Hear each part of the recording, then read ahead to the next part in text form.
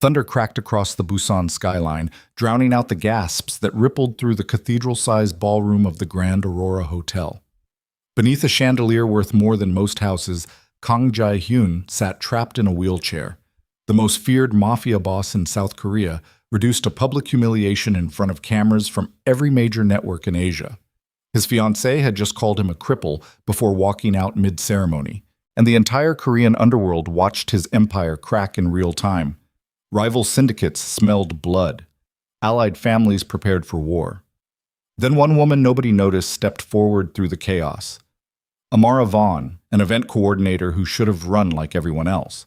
Instead, she looked the broken king in the eye and agreed to marry him on the spot, knowing full well it might be the last decision she ever made. If you want to see how far love can go when power meets desperation, follow this story to the very end. Hit that like button and drop a comment with your city so I can see how far this tale travels across the world. The cameras kept flashing even after Seo Mirin disappeared through the gilded doors, her white gown trailing behind her like a surrender flag nobody dared to touch. The wedding guests sat frozen in their seats. Politicians, corporate executives, crime bosses dressed in designer suits, all of them staring at the man in the wheelchair like vultures waiting for confirmation of death. Jaehyun's jaw tightened so hard Amar could see the muscle jump beneath his skin. His hands gripped the armrests of that sleek black wheelchair until his knuckles went bone white, and for just a second she saw something flicker across his face that made her chest tighten. Not anger, shame.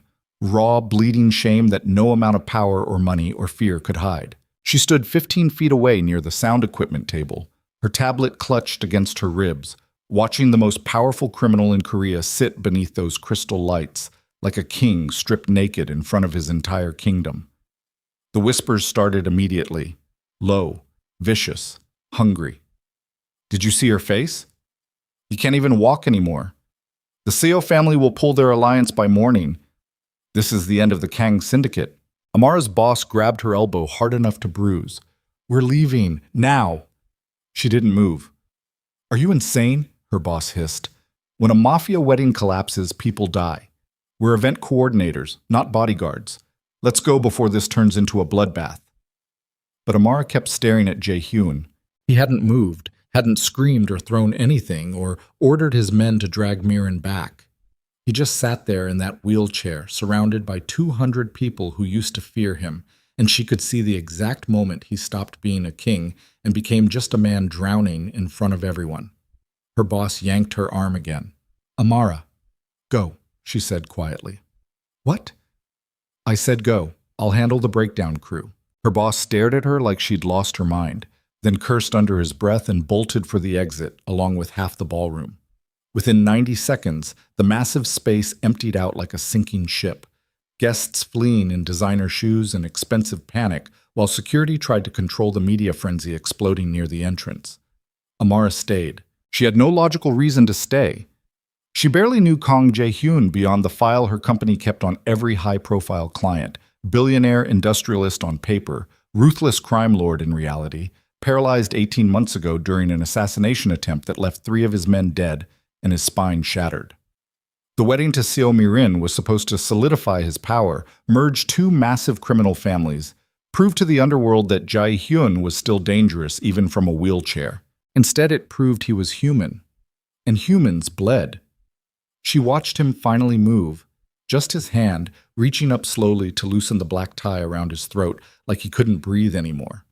His head bodyguard, a mountain of a man named Do-hyun, leaned down and said something urgent near his ear. Jae-hyun's response was barely audible across the ballroom. Get out! Do-hyun froze. Boss, everyone out. Now! The remaining bodyguards exchanged glances but obeyed immediately, herding the last of the press toward the exits with barely controlled violence. Within 3 minutes, the ballroom stood empty except for the wreckage of a wedding that never happened. Untouched champagne, a 5-tier cake nobody cut, chairs knocked over in the stampede, and 2 people. Jae-hyun in his wheelchair beneath 1,000 watts of chandelier light. Amara standing near the sound booth, with her tablet still pressed against her ribs. The silence felt heavy enough to crush bones. She should leave. Every survival instinct she possessed screamed at her to walk away before this man's enemies showed up to finish what the assassination attempt started. But instead, she found herself moving forward, her heels clicking against the marble floor in steady, deliberate steps that echoed through the massive space. Jaehyun's head turned slightly. His eyes found her, and she nearly stopped walking. She'd seen those eyes before, dark, cold, calculating. The kind of eyes that evaluated threats and eliminated them without hesitation. But right now they looked different, hollow, exhausted, like a man who'd been holding up the weight of an empire for so long he forgot what it felt like to just let go. "You should run," he said quietly. His voice surprised her, deep and rough, but not cruel. Just tired. Amara stopped about 6 feet away, close enough to see the fine details of his face beneath the carefully styled black hair, sharp features, a scar along his left cheekbone that his makeup artist hadn't quite covered, tattoos creeping up from his collar that vanished beneath the expensive black suit. "I'm not good at running," she said. His jaw tightened. "The woman who just humiliated me is the daughter of the second most powerful crime family in Korea. By tomorrow morning, every enemy I have will move against me. Anyone standing next to me becomes a target." "I know." "Then why are you still here?" "Good question." Amara looked around the destroyed ballroom, at the flowers that cost more than her annual salary, at the untouched dinner tables set for 200 guests, at the altar where a marriage was supposed to happen. Her company had spent 3 months planning this wedding. She'd personally handled every detail, coordinated every vendor, managed every impossible request from both families, and it all fell apart in 90 seconds. "Someone needs to handle the breakdown," she said simply. Jaehyun stared at her like she'd spoken a foreign language. "The breakdown. The vendors, the deposits, the contracts. Someone needs to manage the aftermath." She gestured at the ballroom. "Unless you want the media camping outside the hotel for the next week fighting over cake samples and centerpieces." Something flickered across his face that might have been disbelief. "You stayed behind to handle logistics." "It's my job." "Your job was to coordinate a wedding. There is no wedding." "Then I guess my job is to coordinate the cleanup." Amara met his eyes directly. "Unless you'd prefer I leave." He didn't answer immediately, just kept staring at her with those dark, unreadable eyes, while something shifted in the air between them, something she couldn't quite name but felt all the way down to her bones. Finally, he spoke. "What's your name?" "Amara Vaughn." "Vaughn." He tested the name like he was committing it to memory. "American?" "African American, second generation." His gaze traveled over her face, her natural hair pulled back in a professional bun, the dark blue dress she'd chosen specifically because it wouldn't draw attention. She'd spent her entire career in Korea learning how to be invisible, how to coordinate million-dollar events without anyone actually noticing she existed. Being noticed by Kang Jae-hyun felt dangerous. "You're not afraid of me," he said quietly. "I didn't say that." "But you stayed. Fear and cowardice aren't the same thing." She shifted her tablet slightly. "Do you want me to start the breakdown process or not?" Before he could answer, the ballroom doors burst open. 3 men in dark suits entered fast, their hands inside their jackets in a way that made Amara's stomach drop. She recognized the lead man immediately, Kim Young-ho, underboss of the Jeju crew, one of Jae-hyun's supposed allies. The fact that he was here now, without being summoned, without permission, meant everything. Jae-hyun's entire demeanor changed instantly. The exhaustion vanished. The vulnerability disappeared. His spine straightened in that wheelchair, and his eyes went cold and sharp, transforming him back into the man whose name made grown killers nervous. "Young-ho," Jae-hyun said softly. "I don't recall inviting you into this room." Young-ho stopped about 20 feet away, his expression carefully neutral but his eyes calculating. "Boss, I heard about the situation. I came to offer assistance." "Assistance." "The Seo family will move fast. Their alliance was the foundation of our Western expansion." Young-ho's gaze flicked briefly to Amara, then back to Jae-hyun. "Without that marriage, the smaller crews will start questioning your authority. We need to show strength immediately." "Is that your professional opinion?" Jae-hyun asked, his voice dropping even lower. "It's reality, boss. The underworld runs on perception. Right now, you look Young-ho caught himself, but the damage was already done. Weak, Jae-hyun finished for him. I look weak. The temperature in the ballroom dropped 10 degrees. I didn't mean, oh. Yes, you did. Jae-hyun leaned forward slightly in his wheelchair, and despite not being able to stand, despite the paralysis, despite everything, he suddenly radiated pure violence. Do you know what happens to men who mistake temporary vulnerability for permanent weakness? Young-ho's hand moved toward his jacket. Amara didn't think. She just stepped sideways, putting herself directly between Jae-hyun and the underboss, her tablet clutched against her chest like a shield.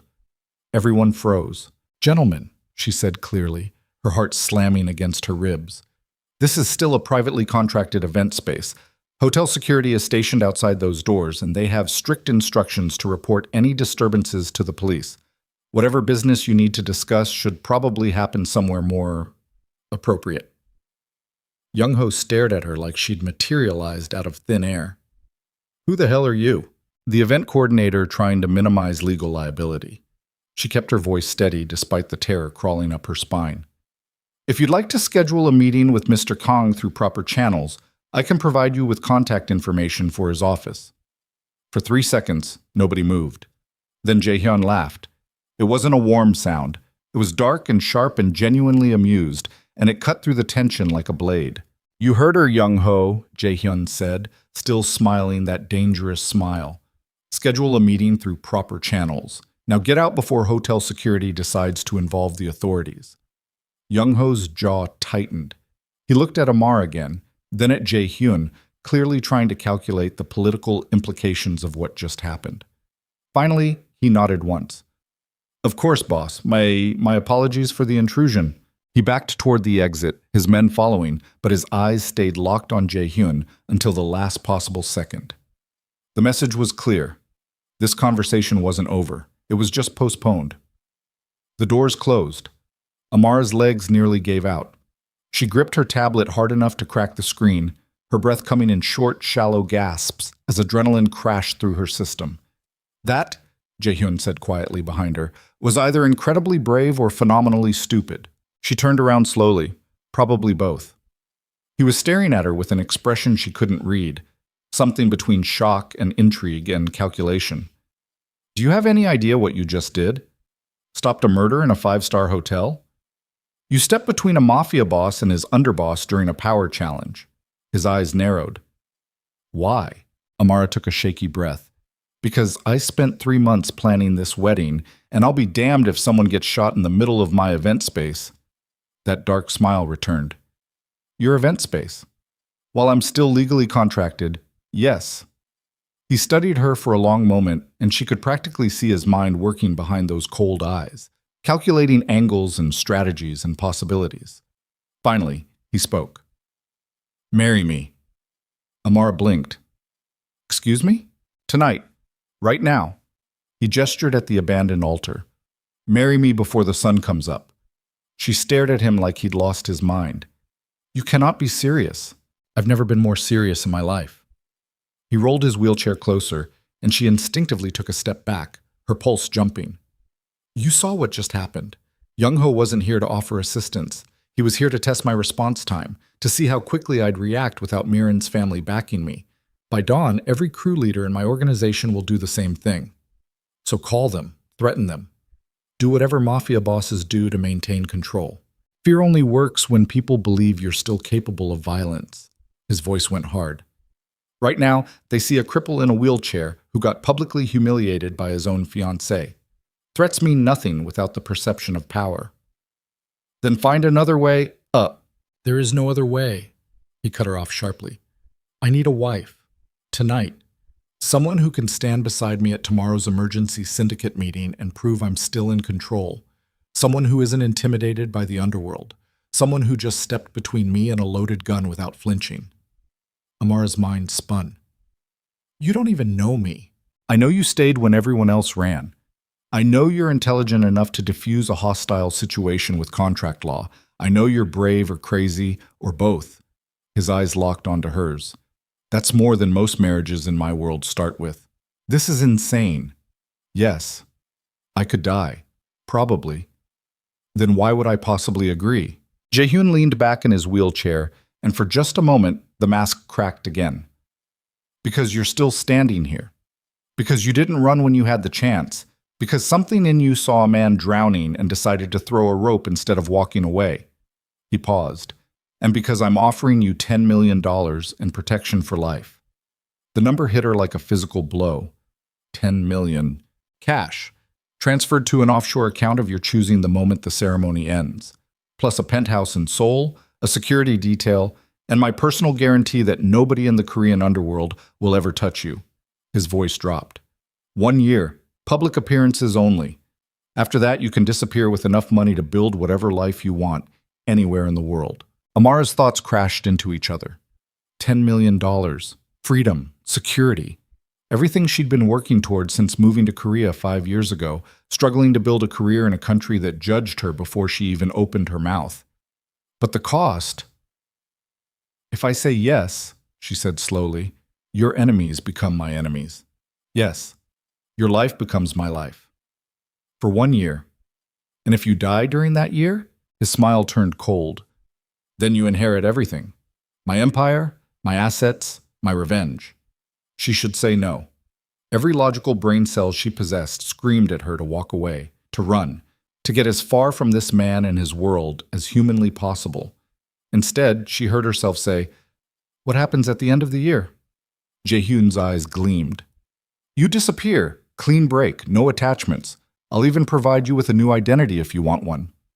No emotional involvement. None. Just business. Purely transactional." Amara looked around the destroyed ballroom one more time, at the life she'd built on hard work and invisibility, at the safe, small existence she'd carved out through sheer determination. Then she looked at the man in the wheelchair, at the broken king offering her a crown made of blood and money, $10 million. 1 year. "I want 15 million, she said. Jaehyun's eyebrows rose slightly, then that dangerous smile returned. Done. Her heart slammed against her ribs. And I want it in writing, full contract, legal protections, exit clause. My lawyers will draft it within the hour. I want my own lawyer to review it. I'll pay for them. She took a deep breath, her entire body shaking. Then I want one more thing. Name it. Respect. She met his eyes directly. I don't care how your world works or what people expect. If I'm going to be your wife, even temporarily, you will treat me like a human being, not a transaction. No public humiliation, no cruelty. Whatever happens behind closed doors stays there, but in front of others, we are partners. Understood? Something shifted in his expression. Understood. Then yes. The word came out barely above a whisper. I'll marry you. Jaehyun nodded once, then pulled out his phone and made a single call. Do-hyun, get the lawyer and a private officiant. We have a wedding to finish. He hung up and looked at Amara. You have 30 minutes to change your mind. And if I do, then I'll transfer $2 million to your account as compensation for your time, and you'll never hear from me again. His voice went soft. But if you stay, then I become the most controversial woman in Korea. At minimum. She laughed, a sharp, slightly hysterical sound that echoed through the empty ballroom. This is completely insane. Yes, I should run. Probably. But I'm not going to. Jaehyun's smile turned genuine for just a moment. No, I don't think you are. 28 minutes later, Amara stood at the altar in her dark blue coordinator's dress, facing a man in a wheelchair whose name terrified half of Asia. The officiant spoke in rapid Korean while a lawyer recorded everything on 3 separate cameras for legal documentation. No guests, no family, no music or flowers or champagne, just 2 people making a deal that would either save them both or destroy everything. When the officiant asked if she took Kang Jae-hyun as her husband, Amara heard herself say, I do, and felt her entire life pivot on those 2 words. When Jae-hyun said the same thing, his eyes never left hers. The officiant pronounced them married at 3:47 a.m., and Amara Vaughn became Amara Kang, wife of the most dangerous man in South Korea. Jae-hyun reached up from his wheelchair and took her hand, his grip firm and warm and startlingly gentle. Welcome to the underworld, Mrs. Kang. She squeezed back, her fingers trembling. Don't make me regret this. Too late for that. He was right. By dawn, the news broke across every media outlet in Korea. The mafia boss, abandoned by his fiancée, had married a complete unknown within hours of the scandal. Photos of Amara leaving the hotel beside Jae-hyun's wheelchair hit social media like a bomb. The comments started immediately. Who is she? Gold digger. He married his event coordinator. She's black? In Korea? This is a publicity stunt. She trapped a disabled man. Disgusting. Amara read them in the back of the armored SUV, taking them to Jae-hyun's oceanfront mansion, her phone lighting up with notifications so fast the screen couldn't keep up. Her mother called 6 times. Her boss called 12. News outlets requested interviews. Hate messages flooded her social media. Jae-hyun glanced at her screen. You should delete those. I've handled worse. She locked her phone and looked out the window at the Busan skyline turning gold with sunrise. Does it get easier? The attention? The hate. He was quiet for a moment. No. You just learned to stop caring about anyone's opinion except your own. How long did that take you? His smile turned bitter. I'll let you know when it happens. The SUV pulled through massive iron gates and up a long driveway lined with cherry trees. The mansion appeared through the morning mist, modern architecture mixed with traditional Korean elements, all of it perched on a cliff overlooking the ocean. Beautiful, isolated, fortified. Amara counted at least 8 security cameras before they even reached the entrance. Do-hyun opened her door and helped her out, while 2 other bodyguards flanked Jae-hyun's wheelchair. The head of house, an older woman with steel gray hair and sharp eyes, waited at the entrance. This is Mrs. Choi, Jae-hyun said as they entered. She runs the household staff. Anything you need, ask her.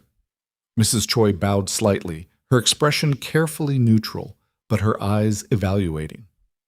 Welcome, Mrs. Kang. The title felt wrong in Amara's mouth. Thank you. They entered a massive foyer with floor-to-ceiling windows overlooking the ocean. Modern art on the walls. Marble floors. Everything expensive and cold and perfectly curated. Jae-hyun's home looked exactly like what it was. A fortress pretending to be a house. Your room is on the 2nd floor, he said, rolling toward an elevator. East wing. Private bathroom, walk-in closet. Mrs. Choi will have your belongings moved from your apartment by tonight. Amara followed him into the elevator. Separate rooms. Did you expect otherwise? Just confirming the boundaries? The elevator rose smoothly. We'll need to establish a schedule for public appearances, charity events, business dinners, family gatherings. He glanced at her. My mother will want to meet you. Your mother? Unfortunately, yes. She's traditional. Meaning she'll hate me. She hates everyone. Don't take it personally. The elevator opened onto a long hallway lined with closed doors. Jae-hyun led her to the last one on the right and pushed it open. The room was stunning. King bed with silk sheets, sitting area with ocean views, bathroom big enough to live in. Her suitcases were already waiting near the closet. Get some sleep, Jae-hyun said from the doorway. We have a syndicate meeting at noon. Amara turned. Today? I told you. My enemies are already moving. We need to show strength immediately. His eyes met hers. Can you handle it? She thought about the $15 million sitting in an offshore account with her name on it. She thought about the contract guaranteeing her safety. She thought about the man in the wheelchair who'd offered her a way out of invisibility. I can handle it, she said. Good. He started to roll away, then paused. Amara. Yes? You stepped between me and a loaded gun tonight. His voice went soft. That was either the bravest thing I've ever seen or the stupidest. I'm still deciding which. Maybe both. That dark smile returned. Maybe. He left, and Amara stood alone in her new bedroom overlooking the ocean, watching the sun rise over a life she didn't recognize anymore. Her phone buzzed. Unknown number. She opened the message. You made a mistake marrying him. Enjoy your last few months alive. Her hands started shaking. Welcome to the underworld, the text seemed to say. Welcome to hell. Amara didn't sleep. She stood at the floor-to-ceiling window watching the ocean turn from black to gray to pale gold, her phone clutched in one hand, that death threat burning in her mind like acid. The message had come from a burner number. Untraceable, deliberate, designed to terrify. It worked. By 7 a.m., exhaustion pressed against her skull like a vice. But every time she closed her eyes, she saw Young Ho's hand moving toward his jacket, saw the cold calculation in his eyes, saw a future where she became another casualty in a war she barely understood. A knock at the door made her jump. "Mrs. Kang?" Mrs. Choi's voice came through, clipped and professional. "Breakfast is ready. Mr. Kang requests your presence." Amara's reflection in the window looked wrong.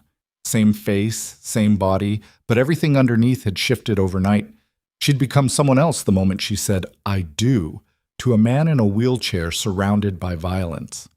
"I'll be down in 10 minutes, she called back. She showered fast, letting scalding water beat against her shoulders while her mind spun through scenarios. The syndicate meeting was in 5 hours. She had no idea what to expect, no idea how to act, no idea if she'd even survive the day. $15 million, she reminded herself. 1 year, then freedom, if she lived that long. She dressed in a black pantsuit from her suitcase. Professional, understated, forgettable. Then she caught herself in the mirror and stopped. Forgettable wouldn't work anymore. She'd married the most notorious man in Korea. Invisible wasn't an option. She changed into a deep burgundy dress instead. Elegant but bold, the kind of thing that demanded attention instead of deflecting it. If she was going to walk into a room full of criminals, she'd do it looking like she belonged there, even if her hands shook while fixing her hair. The dining room sat on the main floor with windows overlooking a perfectly manicured garden. Jae-hyun waited at the head of a table that could seat 20, his wheelchair positioned precisely, his attention focused on a tablet while he ate breakfast one-handed. He looked up when she entered. His gaze traveled over her dress, lingered for half a second, then returned to her face. "Bold choice," he said. "You told me we need to show strength." She sat down 3 chairs away, maintaining distance. "Figured I should look the part." "The part being?" "Your wife." Something flickered across his expression. Mrs. Choi appeared with coffee and a plate of food Amar couldn't imagine eating. Her stomach felt like broken glass. Jae-hyun dismissed Mrs. Choi with a gesture, waited until they were alone, then set down his tablet. "You got a message last night." It wasn't a question. Amara's spine stiffened. "How did you—" "I monitor all communications coming into this house." His voice stayed level. "Security protocol. The threat came from a burner phone registered in Jeju, Young-ho's territory. So he's already making moves.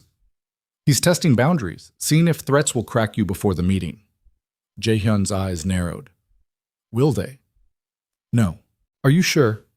Because if you walk into that conference room showing fear, every underboss in my organization will smell blood." Amara met his stare directly. "I stepped between you and a gun last night. You think a text message is going to break me?" His mouth curved slightly. "Fair point. But I need to know what I'm walking into." She leaned forward. "This meeting, what exactly happens there?" "Power assessment. Every crew leader will be watching to see if our marriage stabilizes my position or confirms my weakness." He picked up his coffee. "They'll test you, insult you, try to provoke a reaction. Your job is to sit beside me and show nothing." "Show nothing." "No fear, no anger, no emotion whatsoever." His voice went hard. "The moment you react, they win. The moment you show vulnerability, I lose control. Understand? You want me to be a prop. I want you to be a queen." He set down the cup with controlled precision. "Queens don't flinch when peasants throw stones." The words landed like a challenge.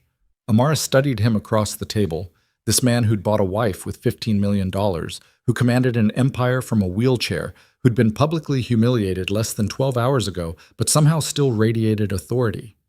"What happened to you?" she asked quietly. His expression went blank. "What?" "The assassination attempt, 18 months ago." She kept her voice steady. "What actually happened?" "That's not relevant." "You're asking me to walk into a room full of killers and play your wife. I think it's pretty fucking relevant." Silence stretched between them, sharp and dangerous. For a moment she thought he'd shut down completely, retreat behind that wall of cold control. Instead, he spoke. "Ambush. Highway outside Seoul. 6 men with automatic weapons and a backup truck blocking the exit." His voice stayed flat, emotionless. "They killed my driver first, then my bodyguard. Then they focused on me." Amara's chest tightened. I took 3 bullets before the car flipped. Spine, left shoulder, ribs. Woke up in a private hospital 3 days later and couldn't feel anything below my waist. He met her eyes. The doctor said I'd never walk again. Said I should be grateful to be alive. Said a lot of things that didn't matter because my empire was already falling apart. But you held it together. Barely. Fear keeps men in line, but fear requires the threat of violence. Hard to be threatening when you can't stand. His jaw tightened. The engagement to Miran was supposed to fix that. Her family's backing, their resources, their reputation. Together we would have been untouchable. But she walked out. She called me a cripple in front of 200 witnesses and walked out. The words came out sharp enough to cut. So yes, I'm asking you to be a prop. I'm asking you to sit beside me and prove that I'm still capable of command, still dangerous, still worth following. He paused. Can you do that? Amara thought about the text message, thought about Young-ho's calculating eyes, thought about every moment in her life when people underestimated her because of her race, her gender, her background. Yes, she said. I can do that. Good. Because if today goes wrong, we're both dead by sunset. The syndicate meeting took place in a private room at the back of a high-end restaurant in downtown Busan. No signs. No public entrance. Just a reinforced steel door guarded by men with guns under their jackets. Do-hyun drove them in an armored SUV with 2 chase vehicles. The entire convoy moved through traffic like a funeral procession. Slow, deliberate, unstoppable. Amara sat beside Jae-hyun in the back, her hands folded in her lap to hide the trembling, her spine straight, her face carefully blank. Remember, Jae-hyun said as they approached. No emotion, no reaction. You are stone. I'm stone, she repeated. And if someone disrespects you, I do nothing. Because? Because queens don't flinch when peasants throw stones. His hand moved suddenly, covering hers. The touch shocked her. Warm, firm, deliberate. You can do this? She nodded, not trusting her voice. The SUV stopped. Do-hyun opened the door. Jae-hyun rolled out first while bodyguards flanked the vehicle like a military operation. Then Amara stepped out into camera flashes and shouted questions from reporters who somehow knew about the meeting. Mrs. Kang, how did you meet your husband? Is the marriage legitimate? Are you pregnant? Did you trap a disabled man for money? Jae-hyun didn't stop. He rolled toward the entrance with Amara beside him, one hand resting lightly on the back of his wheelchair. A small gesture that photographers would interpret however they wanted. Inside, the restaurant staff vanished immediately. Just security and silence as they moved through a kitchen toward the back room. The conference room door opened. 12 men sat around a massive table. Crew leaders, underbosses, financial controllers. The infrastructure of Jae-hyun's criminal empire gathered in one place to judge whether their king was still worth following. Young-ho sat directly across from the head of the table, his expression neutral, but his eyes sharp. Everyone stood when Jae-hyun entered, a show of respect, or a test to see if the paralyzed boss would show weakness by remaining seated. Jae-hyun rolled to the head of the table and stopped. Sit. They sat. Amara took the chair immediately to his right, positioning herself as an equal, not a decoration. A few eyebrows rose. Someone coughed. Young-ho's mouth curved slightly. Gentlemen, Jae-hyun began, his voice carrying through the room with absolute authority. I'm aware the events of last night have created questions about stability, about leadership, about the future direction of this organization. Silence. Heavy. Waiting. So let's address those questions directly. He gestured to Amara. This is Amara Kang, my wife. Any disrespect shown to her will be considered a personal insult to me and dealt with accordingly. Are we clear? Murmurs of agreement, but the tension didn't break. An older man at the far end spoke up. Park Jin-woo, head of the Incheon operations. With respect, boss, the marriage happened very suddenly. People are asking questions about legitimacy. Let them ask. The Seo family has already begun pulling their support from joint operations. Without their backing, we adapt. Jae-hyun cut him off. The Seo family made their position clear last night. We move forward without them. Young-ho leaned back in his chair. Move forward how, exactly? Half our Western expansion relied on their distribution networks. We lose those. We lose territory. We lose territory, smaller crews start thinking they can take it. Then we remind them why they shouldn't. With what? Young Ho's voice sharpened. Threats? The entire underworld watched you get humiliated last night, watched you sit in that wheelchair while your fiancé called you a cripple. Forgiveness for speaking plainly, boss, but right now you look vulnerable. The room went dead silent. Amara felt every eye turn toward Jae-hyun, waiting to see how he'd respond to a direct challenge. Her pulse hammered in her throat, but she kept her expression blank, her posture relaxed, her hands still. Stone, she reminded herself. You are stone. Jae-hyun's response came quiet and cold. Do I? Yes. Young Ho met his stare. And vulnerability in our world is death. We need a plan, a show of force, something that proves you're still the same man you were before the accident. The same man. Jae-hyun smiled, and it was the most terrifying expression Amar had ever seen. Tell me, Young Ho, when was the last time you saw that man? Boss, 18 months ago, I could walk, I could fight, I could personally execute anyone who challenged my authority. Jae-hyun's voice dropped even lower. Is that the man you want back? I want a leader who can protect this organization. From what? Rival syndicates? Police investigations? Internal betrayal? He let the words hang in the air. Or are you worried I can't protect you specifically? Young Ho's jaw tightened. I'm worried about all of us. Liar. The accusation cracked through the room like a gunshot. You're worried about yourself, Jae-hyun continued, his eyes locked on Young Ho. You're wondering if this is your moment. If the cripple in the wheelchair is weak enough to overthrow. If you move fast, maybe you can take control before anyone else tries. That's not... Yes, it is. Jae-hyun leaned forward. And here's what you need to understand. I survived 3 bullets and a car crash that should have killed me. I rebuilt this empire from a hospital bed. I held every single one of you in line despite not being able to stand. His voice turned to ice. So when you look at me and see vulnerability, what you're actually seeing is a man too dangerous to kill even when he's broken. Remember that. Nobody moved. Nobody breathed. Then Young Ho smiled slowly. Noted, boss. But his eyes said something different. His eyes said, we'll see. The meeting continued for 2 hours. Financial reports, territory disputes, operational updates. Amara sat perfectly still beside Jae-hyun, saying nothing, showing nothing, while men discussed murder and extortion like quarterly earnings. Twice, someone made a veiled comment about her presence. Once, Park Jin-woo suggested perhaps sensitive matters should be discussed privately. Another time, a younger underboss asked if the American understood Korean well enough to follow along. Each time, Jae-hyun shut it down immediately with a look that could melt steel.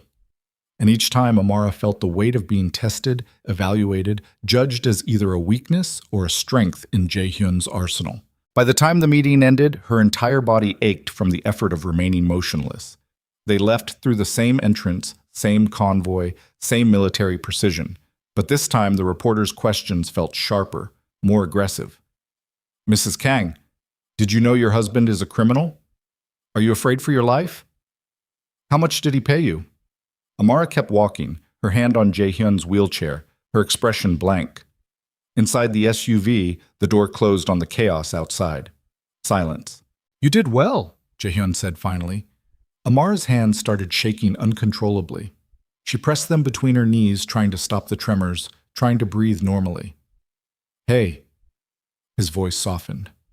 Look at me. She turned her head. You survived your first syndicate meeting. Most people don't.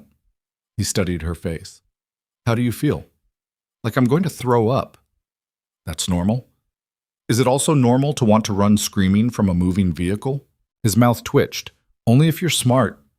A laugh bubbled up in her chest, sharp, slightly hysterical. She pressed her hand over her mouth, trying to contain it, but the sound came out anyway. Jae-hyun watched her with an expression she couldn't read. What? Nothing, just... She gestured vaguely at everything.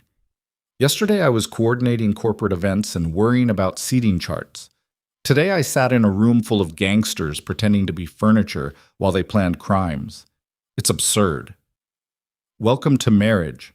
That startled another laugh out of her. Is that what this is? For the next year. He glanced out the window as they merged onto the highway. Then you disappear and never think about me again. Something about the way he said it made her chest tighten, like he'd already resigned himself to being forgotten. What if I can't? She asked quietly. He turned back to her. Can't what? Forget. After a year of living in your world, dealing with your enemies, pretending to be your wife, she met his eyes. What if I can't just walk away and pretend none of it happened? Then you'll learn, the same way everyone learns. His voice went flat. Distance and time eventually erase everything. That's depressing. That's survival. The SUV pulled through the mansion gates. Amara had been gone less than 6 hours, but the house already felt different, less like a fortress, more like a prison. Do-hyun opened her door. She climbed out on shaking legs, exhaustion finally catching up to her body. 2 hours of sleep in 36 hours. A death threat. A syndicate meeting. Marriage to a stranger. She made it to the front door before her knees gave out. Jae-hyun appeared beside her immediately, his wheelchair positioned to catch her weight before she hit the ground. Whoa! Easy. I'm fine. She wasn't fine. The world tilted sideways. Do-hyun! Jae-hyun called sharply. Help her inside. Strong hands caught her elbows. Do-hyun practically carried her through the entrance and up the elevator to her room. Mrs. Choi appeared with water and crackers, her expression disapproving but efficient. Amara collapsed on the bed fully dressed, the room spinning slightly. You need to eat, Mrs. Choi said firmly. Later. Now. The older woman's voice turned stern. You cannot survive this life on adrenaline alone, girl. Eat something or I will call Mr. Kang and he will make you. That threat was enough. Amara forced down crackers and water while Mrs. Choi watched like a disapproving hawk. Then blessed darkness pulled her under before she could even remove her shoes. She woke to screaming. The sound ripped through her sleep like claws, dragging her back to consciousness with her heart already racing. For a confused second, she didn't know where she was. Then memory crashed back. Mansion, marriage, mafia. The screaming came from somewhere below. Male voice. Guttural. Agonized. Amara stumbled out of bed, her dress wrinkled, her mind foggy. The clock said 11 p.m.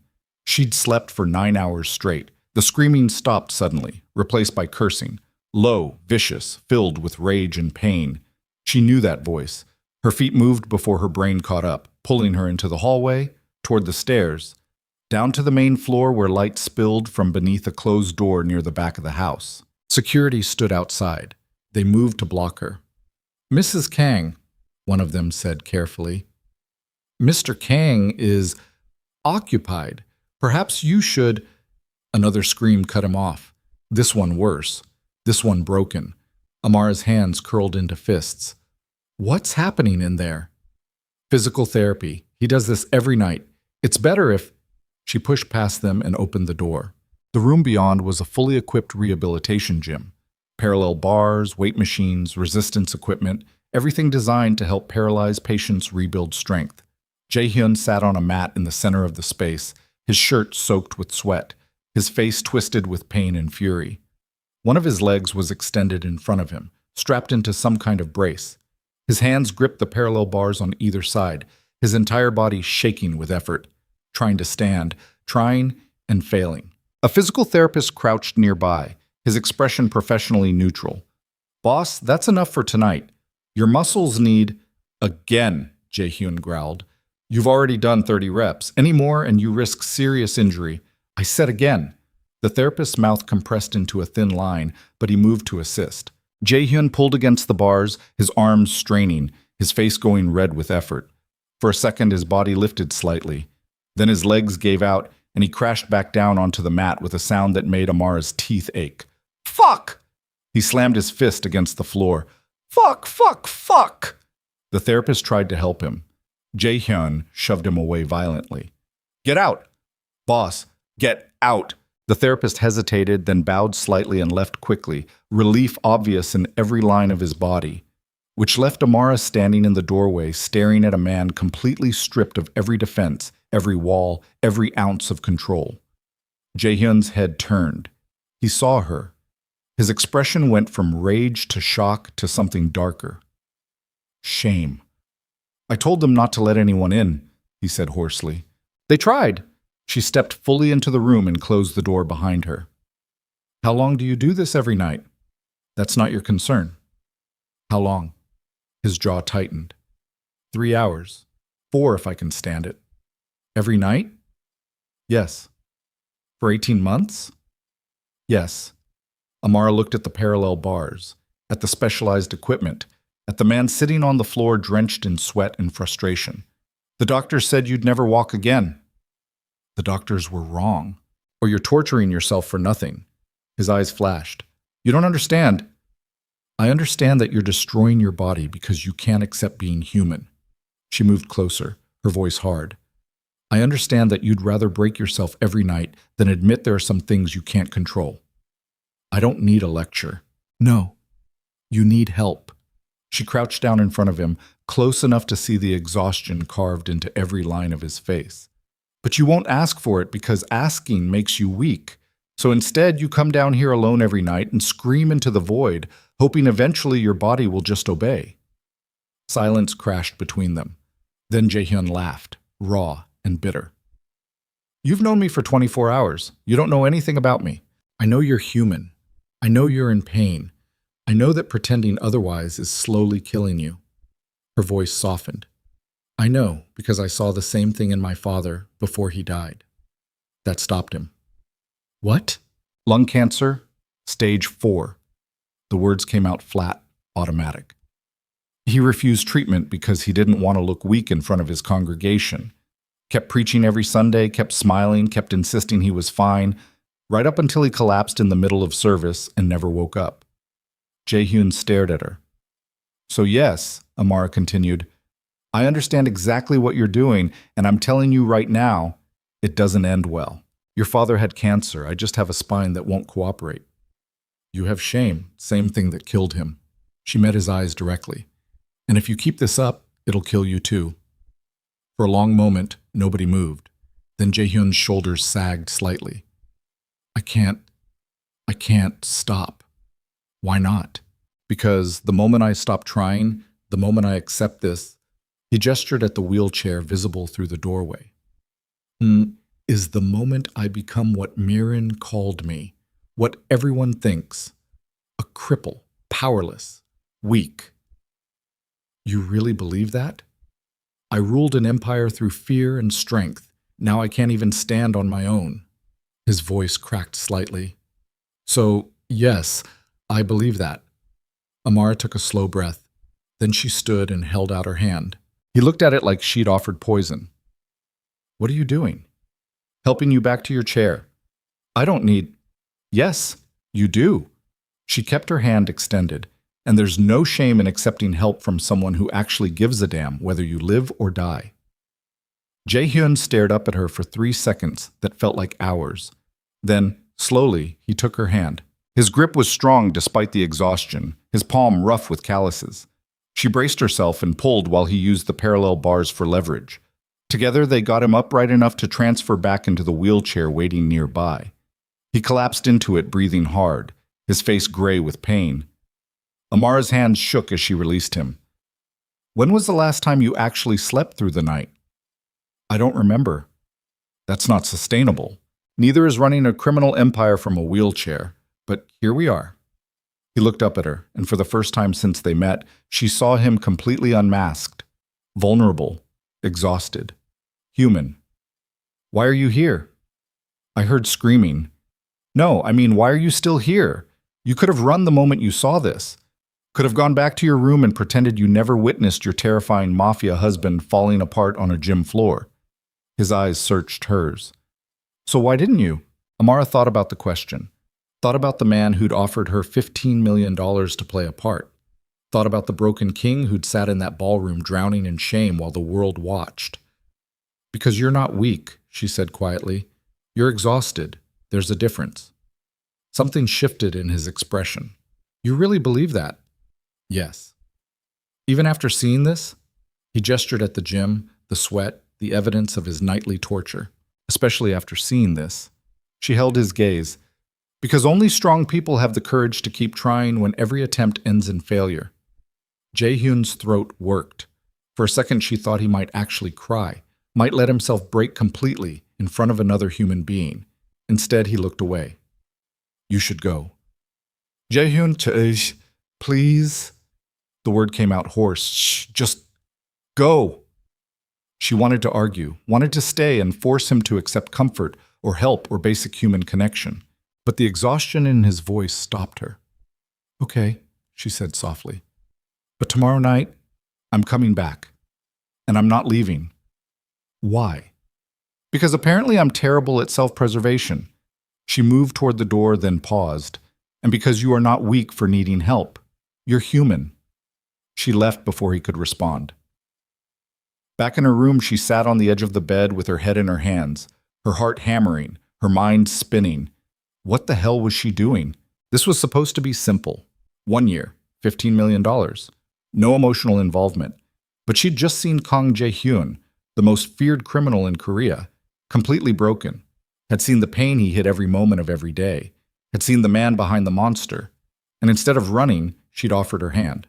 Her phone buzzed. She picked it up expecting another death threat, another message designed to terrorize. Instead, it was from Jae-hyun. Thank you. 2 words. That was all.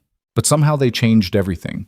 Because the distance between them, the careful boundaries they'd established, the business arrangement that protected them both, had just shattered completely. And neither of them could take it back. The next morning, Amara woke to find her bedroom door locked from the outside. She tried the handle 3 times, confusion turning to cold dread as the reality sank in. Her phone was gone from the nightstand. The windows, reinforced she now realized, wouldn't open more than an inch. She was trapped. Mrs. Choi? She knocked hard on the door. Hello? Anyone? Footsteps approached. A key turned. The door opened to reveal Do-hyun, his expression professionally blank but his posture tense. Mr. Kang requests that you remain in your room this morning, he said. Amar's pulse spiked. Why? Security concerns. Someone will bring breakfast shortly. Do-hyun... He closed the door. The lock clicked. She stood there breathing hard, her mind racing through possibilities. Had something happened during the night? Another threat? An attack on the house? Or had Jae-hyun decided she'd seen too much in that gym, witnessed too much vulnerability, and now needed to be contained? 20 minutes later, Mrs. Choi arrived with a breakfast tray and 0 answers to any questions. Then the door locked again, leaving Amara alone with cold coffee and mounting terror. 3 hours passed. No phone, no explanation, no contact except silent staff delivering meals like she was a prisoner in a luxury cell. By noon, rage replaced fear. She grabbed one of her heels and started pounding on the door with the metal tip, the sound echoing through the hallway like gunshots. Let me out! I swear if someone doesn't open this door right now. The lock turned. The door swung open.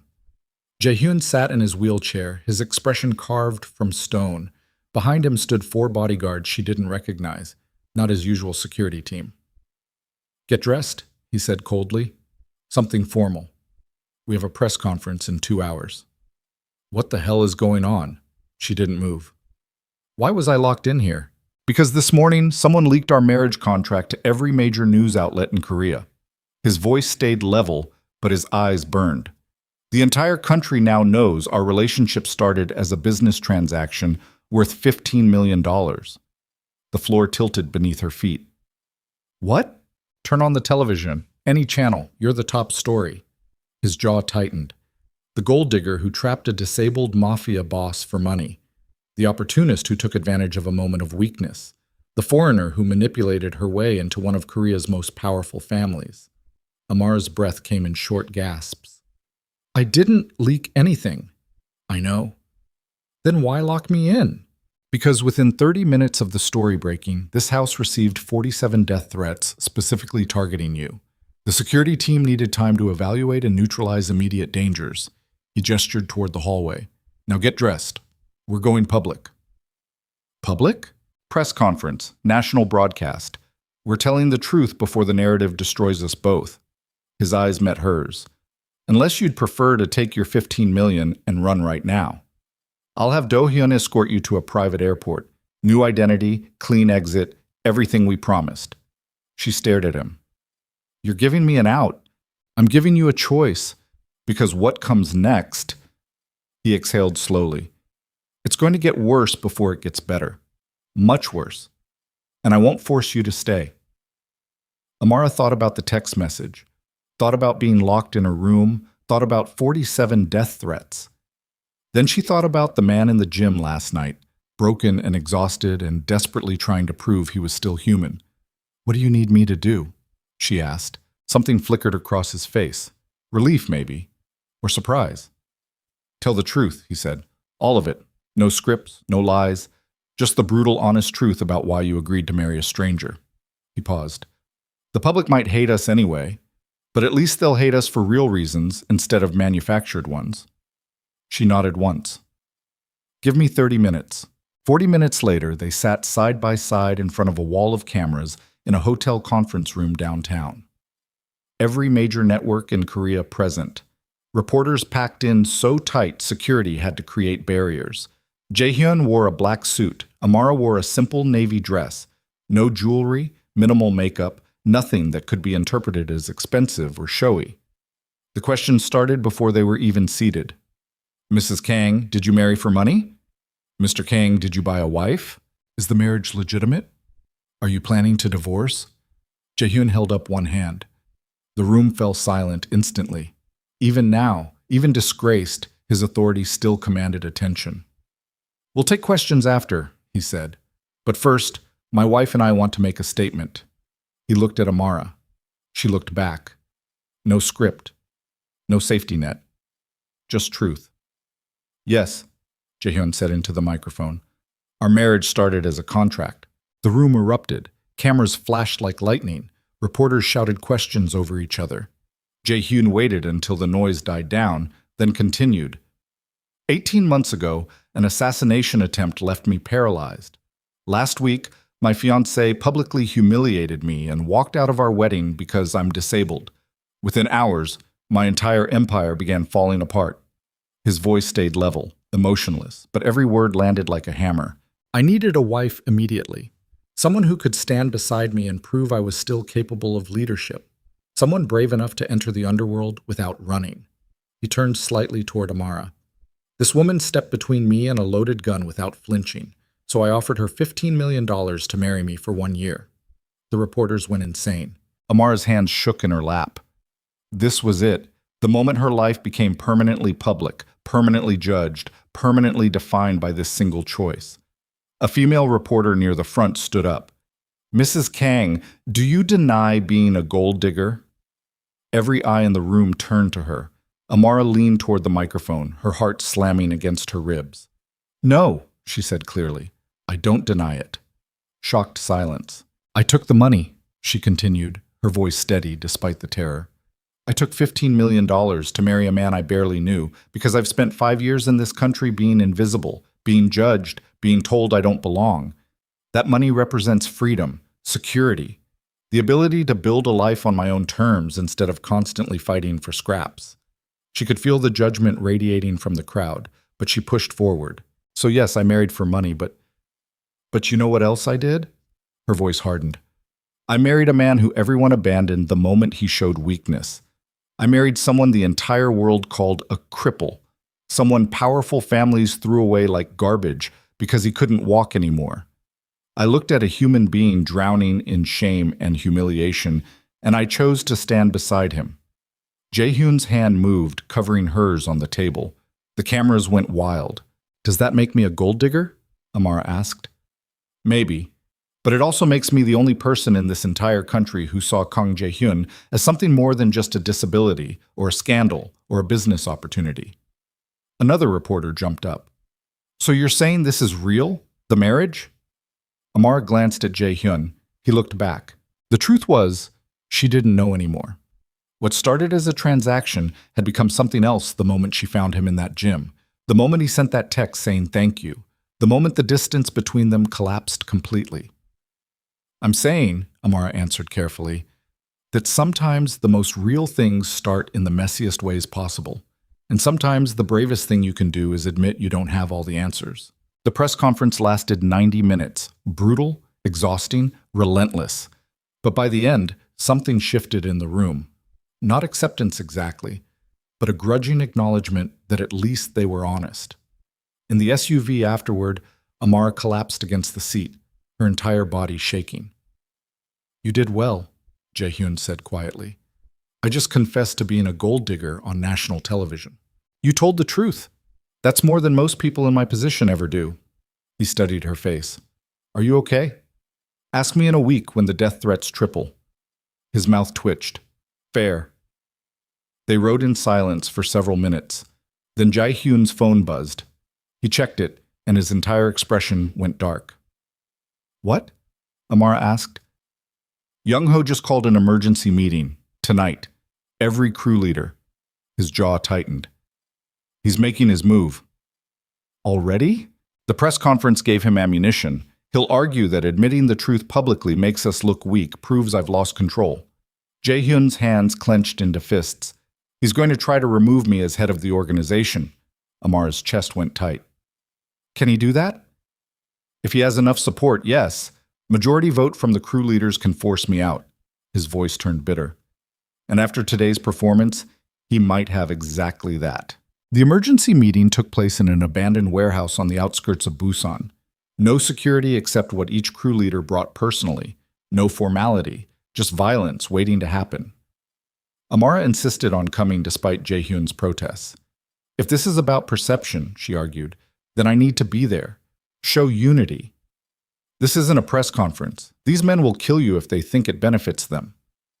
"Then protect me." He stared at her for a long moment, then nodded once. The warehouse was freezing, industrial lights casting harsh shadows across concrete floors. 13 crew leaders stood in a loose circle, Young-ho at the center like he'd already claimed leadership. Jae-hyun rolled in with Amara beside him, flanked by Do-hyun and 4 bodyguards, outnumbered 3-1. "Young-ho," Jae-hyun said coldly, "this better be important." "It is, boss." Young-ho's smile was sharp as broken glass. "We need to discuss your future with this organization." "My future was never up for discussion." "It is now." Young-ho gestured at the assembled crew leaders. "We've all watched you for 18 months. Watched you struggle. Watched you fight to maintain control from that wheelchair. We respected it. We followed you because you were strong enough to lead despite the disability." "But," Jae-hyun's voice dropped to a dangerous whisper, "but today you admitted on national television that your marriage is fake. That you paid a woman to stand beside you because you were too weak to maintain power alone." Young-ho's eyes glittered. "You exposed vulnerability, admitted failure. That's not the man we follow." "I admitted honesty." "You admitted weakness." Young-ho looked around at the other leaders. "Show of hands. Who still believes Kang Jae-hyun is fit to lead this organization?"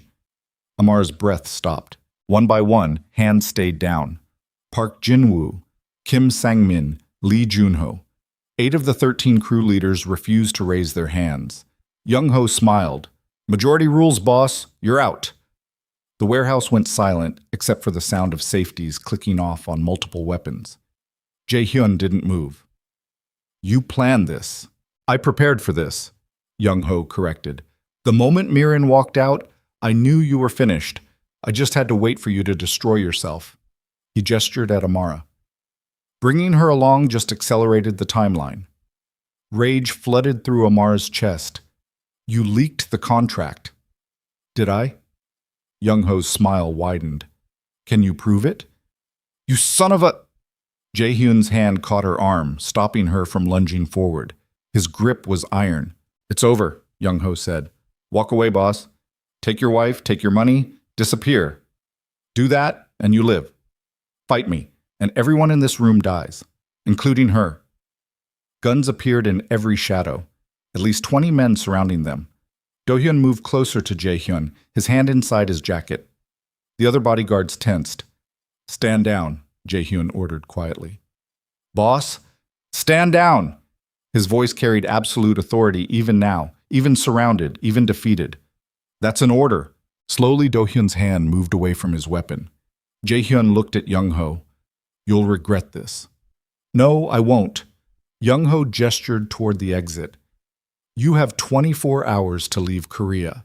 After that, you become a target like any other enemy of this organization. Amara wanted to scream, wanted to fight, wanted to burn this entire warehouse down with everyone inside it. But Jaehyun's hand stayed firm on her arm. Let's go.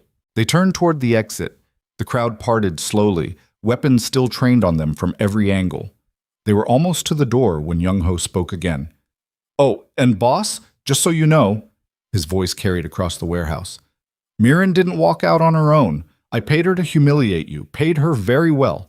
The entire wedding disaster was mine from the beginning. Jaehyun stopped walking. I needed you weak, Young-ho continued, clearly enjoying every word. Needed you desperate enough to make stupid decisions. Marrying a random event coordinator? He laughed. Perfect. Thank you for making this so easy. Amara felt Jaehyun's entire body go rigid beside her, felt the rage radiating off him like heat. Jaehyun, she said quietly. Don't. He destroyed everything. His voice shook. Everything. I know, but we're outnumbered and outgunned. And if you move right now, we die. Maybe I don't care anymore. Well, I do. She stepped in front of him, forcing him to look at her instead of Young-ho. I care. So we're walking out of here alive, and then we're going to figure out what comes next. Together. His eyes met hers, dark, furious, broken. Trust me, she whispered. For 3 seconds, she thought he'd refuse, thought he'd throw himself at Young-ho despite the guns, despite the odds, despite everything. Then his shoulders sagged slightly. Okay. They walked out together. Behind them, laughter echoed through the warehouse, the sound of men celebrating a fallen king. In the SUV, nobody spoke. Do-hyun drove with his jaw clenched so tight Amara could hear his teeth grinding. The other bodyguards looked ready to commit murder. Jae-hyun stared out the window, his face completely blank. Boss, Do-hyun said finally. Orders? Go to the house, pack everything. We leave tonight. We could fight. 5 loyal crews would back you if we... No? Jae-hyun's voice was dead. It's over. Amara's chest ached watching him. This man who'd commanded an empire, who'd survived assassination and paralysis and humiliation, who'd fought for 18 months to prove he was still worthy of power, defeated by betrayal. At the mansion, staff moved quickly and efficiently, packing belongings with the speed of people who'd prepared for this possibility. Mrs. Choi supervised with red eyes but steady hands. Amara stood in her bedroom staring at suitcases she couldn't remember packing. Her phone, returned finally, showed hundreds of messages. Her mother, her friends, news outlets, people from her past she hadn't spoken to in years, all suddenly concerned or curious or judgmental. A knock at the door. Jae-hyun entered without waiting for permission. He looked destroyed, hair disheveled, shirt untucked, the careful control he always maintained completely shattered. I'm sorry, he said. Amara turned. For what? For dragging you into this. For putting you in danger. For... He gestured vaguely. Everything. You gave me a choice. I made it. I should have let you run when you had the chance. Stop. She crossed the room to stand in front of him. Listen to me very carefully. What happened tonight wasn't your fault. Young-ho planned this for months. You couldn't have prevented it. I could have been stronger, could have maintained control, could have... You're human. Humans fail. Her voice hardened. But humans also survive, and we're going to survive this. He laughed bitterly. How? My empire is gone. My reputation is destroyed. Every enemy I've ever made will come hunting the moment they realize I have no protection. His eyes met hers.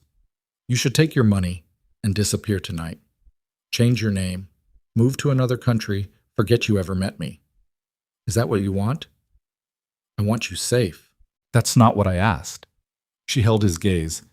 Do you want me to leave? Silence stretched between them, heavy and painful. No, he finally whispered. But you should anyway. Amara took a slow breath. Then she made a decision that would either save them both or destroy them completely. What if there was another way? She said quietly. He frowned. What? You lost your empire, your power, your control. Her mind raced through possibilities. But Young Ho made a mistake. What mistake? He let us walk out alive. Her voice turned sharp. He thinks you're broken, thinks you'll run, thinks you're too weak to fight back. She stepped closer. Prove him wrong. Jae-hyun stared at her. You want me to go to war? I want you to survive. And survival means taking back what's yours. With what army? What resources? I have nothing left. You have me. The words came out fierce. You have loyal men who would follow you into hell. You have intelligence, strategy, and 18 months of watching every single one of those crew leaders make mistakes. Her eyes locked onto his. Most importantly, you have something Young Ho doesn't. What? Nothing left to lose. She let that sink in. You're already dead in the underworld's eyes, already defeated, which means you can fight without rules, without restraint, without fear of consequences. Understanding dawned slowly across his face. You're talking about scorched earth. I'm talking about revolution. Her smile turned cold. Young Ho thinks he won. Let's show him what actual defeat looks like. For the first time since the warehouse, something sparked behind Jae-hyun's eyes. Not hope, exactly. Something darker. Something dangerous. This is insane, he said. Everything about our relationship has been insane from the beginning. If we do this, there's no going back, no peaceful exit. We fight until we win or we die. Then I guess we better win. He studied her face for a long moment, searching for doubt or fear or hesitation. He found none. Why? He asked quietly. Why would you risk everything for this? For me. Amar thought about the question, about the moment she stepped between him and a gun, about finding him broken in that gym, about the text message that said thank you, about the way his hand felt covering hers during the press conference. Because somewhere between survival and scandal, she said softly, you stopped being a transaction and became a person I actually give a damn about. His breath caught. So yes, she continued, I'm all in. No matter what comes next. She held out her hand. Are you? Jae-hyun looked at her hand. This woman who'd walked into his life by accident and somehow become the only real thing in it. Then he took it, his grip firm and certain. Yes, he said. I'm all in. And in that moment, with their empire destroyed and enemies circling and no safety net beneath them, they became something far more dangerous than a mafia boss and his contract wife. They became partners with absolutely nothing left to lose, which meant they could do anything. They didn't run. Instead, Jae-hyun made 3 phone calls that night from the mansion library, while Amara paced the floor with adrenaline screaming through her veins. The first call went to Min Hyuk-jae, head of the Gwangju crew, a man who'd served under Jae-hyun's father and had watched the empire build from nothing. The second went to Choi Min-seo, the logistics controller who managed supply chains across Southeast Asia. The third went to Dr. Kwon Ji-woo, a former military surgeon who ran an underground medical network and owed Jae-hyun her life twice over. Each conversation lasted less than 2 minutes. Each person agreed immediately. By dawn, they had the skeleton of an army. Small, loyal, absolutely willing to die. This is suicide, Do-hyun said flatly, standing in the library doorway with his arms crossed. Even with Hyuk-jae's crew, we're outnumbered 5-1. Young Ho controls the infrastructure, the weapon suppliers, the police connections. We have nothing. Jae-hyun looked up from the tactical map spread across his desk. We have surprise. He thinks I'm running. You should be running. Probably. That dark smile returned. But I'm not. Amar studied the map over his shoulder, marking crew territories, supply routes, weak points in Young Ho's network. Her background in event coordination made her brain work in logistics and timelines. She saw patterns where others saw chaos. Here, she said, pointing to a warehouse district in western Busan. Young Ho's weapons cache. He keeps it off the books because it's technically neutral territory. Jae-hyun's eyes narrowed. How do you know that? I coordinated a corporate event there 6 months ago. Saw shipments being moved through the back. Didn't think much of it at the time. Her finger traced the route. If we hit it first, take his weapons before he can distribute them to the crews, we level the playing field. Do-hyun stepped closer to the map. That facility has 24-hour security. Not security, Amara corrected. 2 guards and a night supervisor. I remember because they complained about being understaffed the entire time. She looked at Jae-hyun. He's arrogant. Thinks neutral territory keeps him safe. He's wrong. Jae-hyun's smile turned vicious. Do-hyun, gather everyone still loyal. We move in 4 hours. Boss, if this goes wrong, then we die fighting instead of running. I'll take that trade. Do-hyun stared at him for a long moment, then nodded once and left to make the calls. Amara's hands shook slightly as the reality hit. They were going to war. Actual war. Not metaphorical business battles, but real violence with real consequences. Jae-hyun noticed. You can still leave. Stop offering me exits. Her voice came out sharper than intended. I'm not abandoning you. This isn't your fight. It became my fight in the moment I married you. She met his eyes. For better or worse, remember? His throat worked. Those were just words. Not to me, they weren't. She moved around the desk to stand in front of him. Listen to me very carefully. I know I started this for money. I know it was supposed to be temporary, but somewhere between that ballroom and last night, something changed.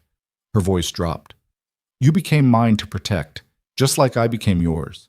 So stop trying to push me away and let me help you survive. Jae-hyun reached out slowly and took her hand, his grip warm and certain. You're either incredibly brave or completely insane. Probably both. He pulled her closer, and for just a moment they stood there in the library with war approaching and everything falling apart around them, holding on to each other like lifelines in a storm. Then his phone buzzed. Reality crashed back. Hyuk-jae's crew just arrived, he said, releasing her reluctantly. Time to move. The warehouse sat dark and silent under pre-dawn fog when they arrived in 3 unmarked vehicles. 12 people total.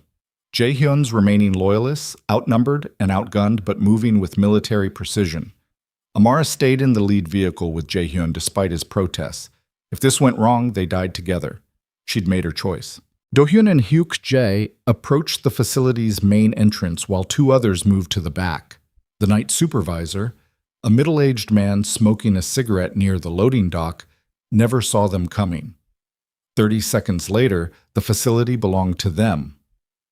Inside, rows of shipping containers held enough weapons to arm a small military force. Rifles, handguns, ammunition, explosives, everything Young-ho needed to maintain control through violence. Take it all, Jae-hyun ordered. Every weapon, every bullet, load the trucks. They worked fast, emptying containers with practiced efficiency. Amara helped despite having no idea what half the equipment was, her heart slamming against her ribs with each passing minute. They were almost finished when headlights appeared outside.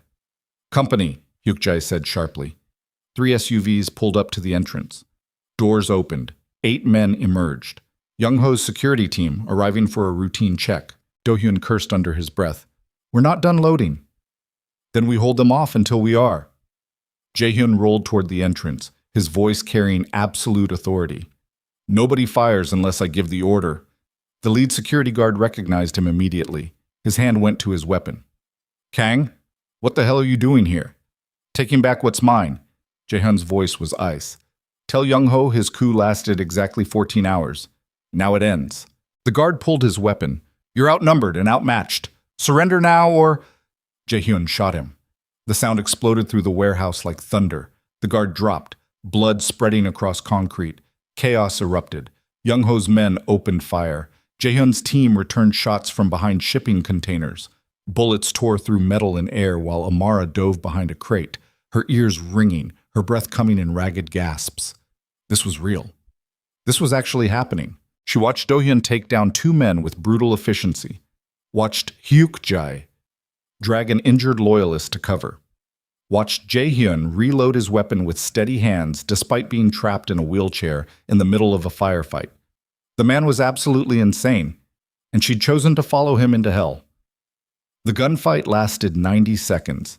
When the smoke cleared, 3 of Young-ho's men lay dead, 2 more injured, the rest retreating to their vehicles. Move, Jae-hyun shouted. Get the trucks loaded now. They finished in 3 minutes flat, working with desperation-fueled speed. Then they were rolling out with every weapon Young-ho owned packed into stolen trucks. In the vehicle, Amara's hands wouldn't stop shaking. She pressed them between her knees, trying to breathe normally, trying to process what she'd just witnessed. Jae-hyun glanced at her. "You okay?" "You shot someone." Her voice came out hoarse. "Yes." "You just shot him. He was going to shoot me first." His tone stayed matter-of-fact. "That's how this world works. Kill or be killed." "I know.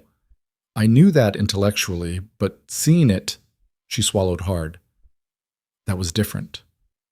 This is who I am." His voice softened slightly. "This is what you signed up for when you chose to stay. If you want to change your mind, stop." She looked at him directly. "I'm not leaving. I'm just processing." He studied her face. "Most people don't process. They run. I'm not most people." That dark smile returned. "No, you're really not." They ditched the vehicles in an abandoned industrial area and transferred to clean cars. By sunrise, they were at a safe house in the mountains outside Busan, an isolated compound Hyukjae maintained for emergencies. Inside, the team counted weapons and assessed damage. 1 man injured but stable. 3 dead on Young-ho's side. The element of surprise completely spent. "He knows we're coming now," Hyukjae said, cleaning his weapon with methodical precision. "He'll fortify every position, increase security, maybe call in reinforcements from allied crews." "Good." Jae-hyun's eyes gleamed dangerously. "Let him waste resources on defense. We're not attacking his strongholds." Amara looked up from the tactical map she'd been studying. "Then what are we attacking?" "His reputation." Jae-hyun rolled closer to the map. "Young-ho took power by making me look weak. We take it back by making him look incompetent." "How?" "We hit him where it hurts most. His money." Jae-hyun's finger traced a route on the map. "Every syndicate runs on cash flow. Protection payments, smuggling operations, underground gambling. Young-ho controls it all now, which means he's responsible for making sure everyone gets paid." Understanding clicked in Amara's mind. "We disrupt the payments. We destroy them." His voice turned cold. "Every operation he runs, we sabotage. Every payment he owes, we intercept. Within 72 hours, every crew leader in his organization will be screaming for their money. And when he can't deliver," he smiled, "they'll remember who used to run things smoothly." "That's actually brilliant," Amara said slowly. "Financial warfare instead of direct confrontation." "It's also incredibly dangerous," Do-hyun added. "We'll be hitting multiple targets across the city simultaneously. Spread ourselves thin. If we make one mistake, Young-ho's men will surround and eliminate us." "Then we don't make mistakes." Jae-hyun looked around at his small team. "Hyukjae, you take the gambling operation in Nampo. Minseo, intercept the shipment coming through the eastern docks. Do-hyun, hit the protection payments in the financial district." He paused. "I'll handle the central bank transfer personally." "Boss," Do-hyun said carefully, "the bank is their most secure location, at least 15 armed guards. You go in there, you're not coming out. Probably not alone." Jae-hyun's gaze shifted to Amara. "Which is why I'm bringing backup." Her stomach dropped. "Me?" "You. I'm an event coordinator, not a soldier. You're intelligent, resourceful, and nobody knows your face yet." His eyes locked onto hers. "I need someone who can walk into that bank without raising suspicion. Someone who can get us inside before anyone realizes we're there." "And then what?" "Then we rob $30 million from the Korean underworld and disappear before they can stop us." The plan was absolutely insane, which was probably why Amara heard herself say, "Okay." 12 hours later, she walked into Hanseong Bank wearing a designer suit and carrying a briefcase containing falsified corporate documents. Her heart slammed so hard she could barely hear the ambient noise. Jae-hyun waited in a van outside with Do-hyun and 2 others, monitoring security cameras they'd hacked 90 minutes earlier. "You're clear," Jae-hyun's voice came through the hidden earpiece. "3rd floor, northwest corner, the transfer terminal." Amara moved through the lobby with practiced confidence, her event coordinator instincts taking over. She'd walked into hundreds of corporate spaces pretending to belong. This was just another performance, except this time, people would die if she failed. The 3rd floor security guard barely glanced at her credentials, forged perfectly by Minseo's document team. She entered the restricted area and headed for the transfer terminal, her palms sweating inside leather gloves. 2 minutes until the next scheduled security sweep, Jae-hyun said in her ear. Work fast. She inserted the USB drive Minseo had prepared, watched code scroll across the screen, barely breathing while the system processed the transfer request. 90 seconds. 60. 30. Transfer complete, Jae-hyun said. Get out. Now. Amara pulled the drive and walked back toward the elevator, forcing herself to move calmly despite every instinct screaming to run. The doors opened. 3 armed guards stepped out. Her heart stopped. Excuse me, the lead guard said. We need to see your credentials again. Amara's mind went blank.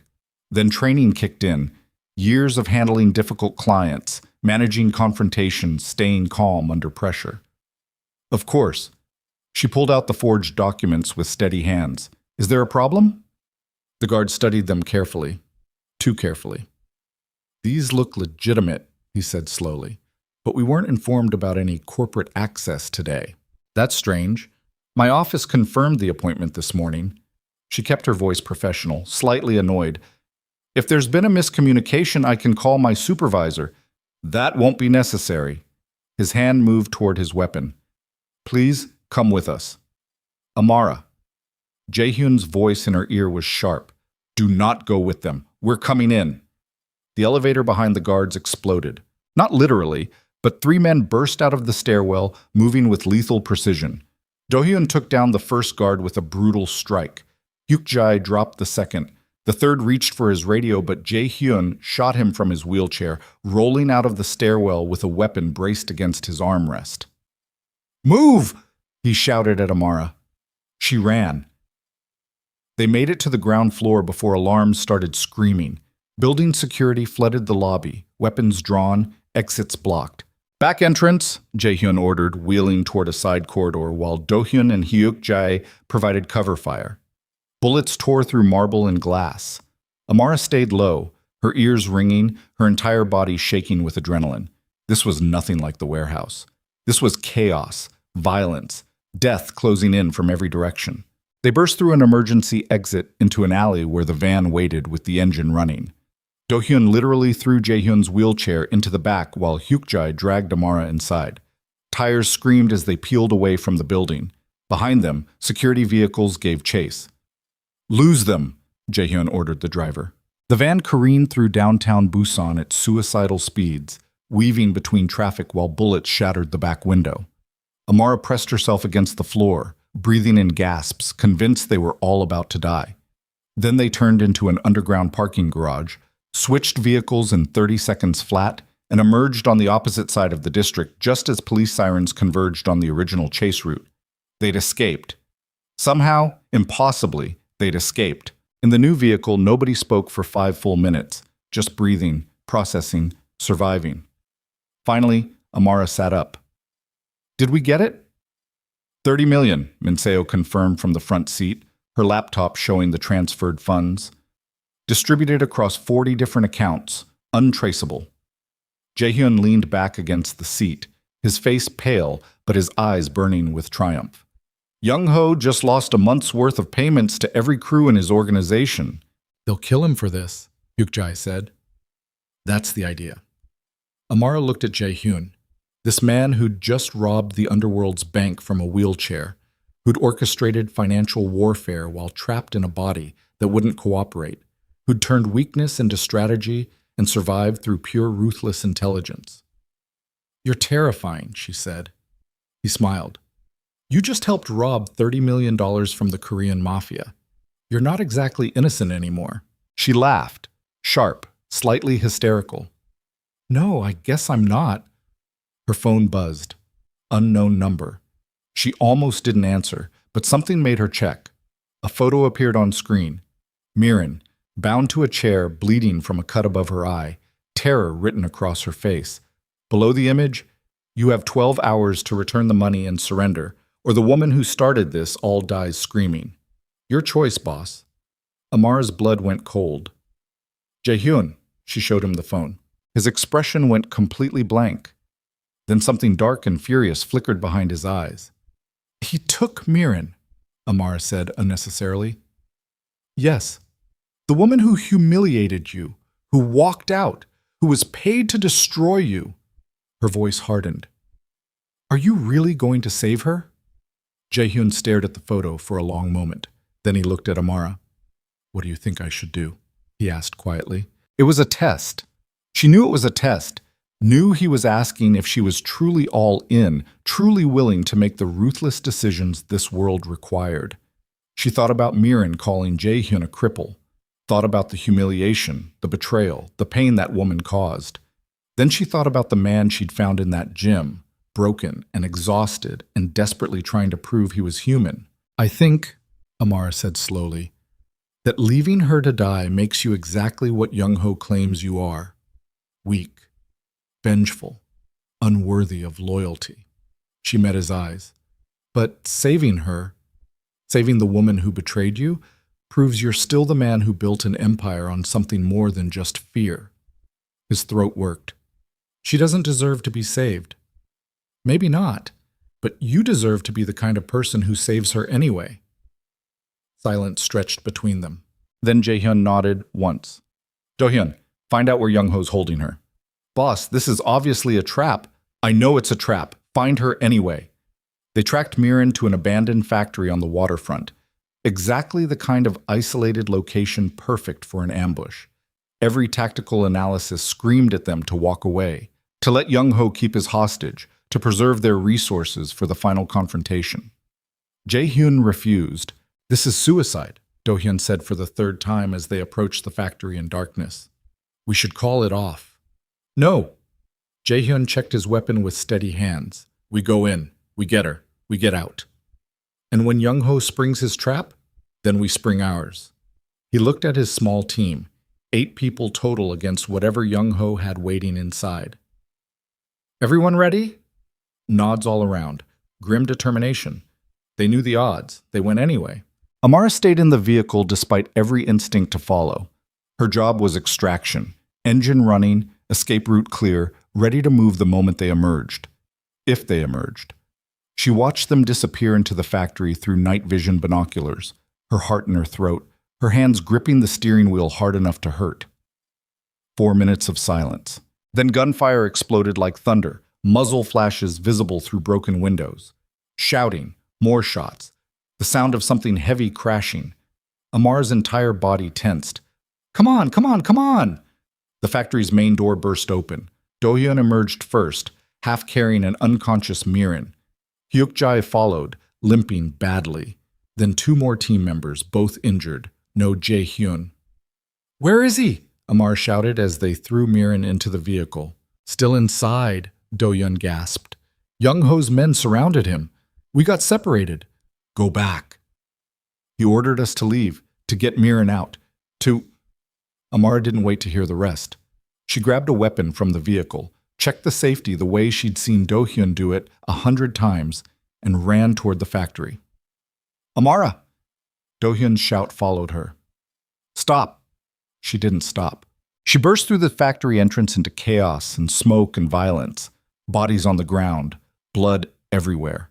The chemical smell of spent ammunition burning her throat. And there, in the center of the space, surrounded by 6 men with weapons trained on him from every angle, Jae-hyun in his wheelchair, still armed, still fighting, absolutely refusing to surrender. Young-ho stood in front of him, smiling. It's over, boss. You fought well, but you lost. Not yet. Jae-hyun's voice stayed steady despite the guns, despite everything. Yes. Yet. Young-ho raised his own weapon, aiming directly at Jae-hyun's head. Any last words? Just one, Jae-hyun said. What? Duck. Young-ho frowned. Then his eyes went wide. Amara fired. She had no idea if she hit anything, had never fired a weapon in her life, had no training, no skill, nothing but desperation and rage.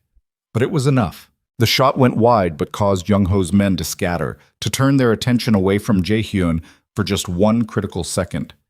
Jae-hyun used that second to shoot 3 men in rapid succession, his aim perfect despite the wheelchair, despite everything. Then Do-hyun and Hyuk-jae burst back through the entrance with the rest of the team, and suddenly the factory descended into total war. Amara dove behind his support beam, her ears ringing, her heart slamming against her ribs so hard she thought it might break through her chest.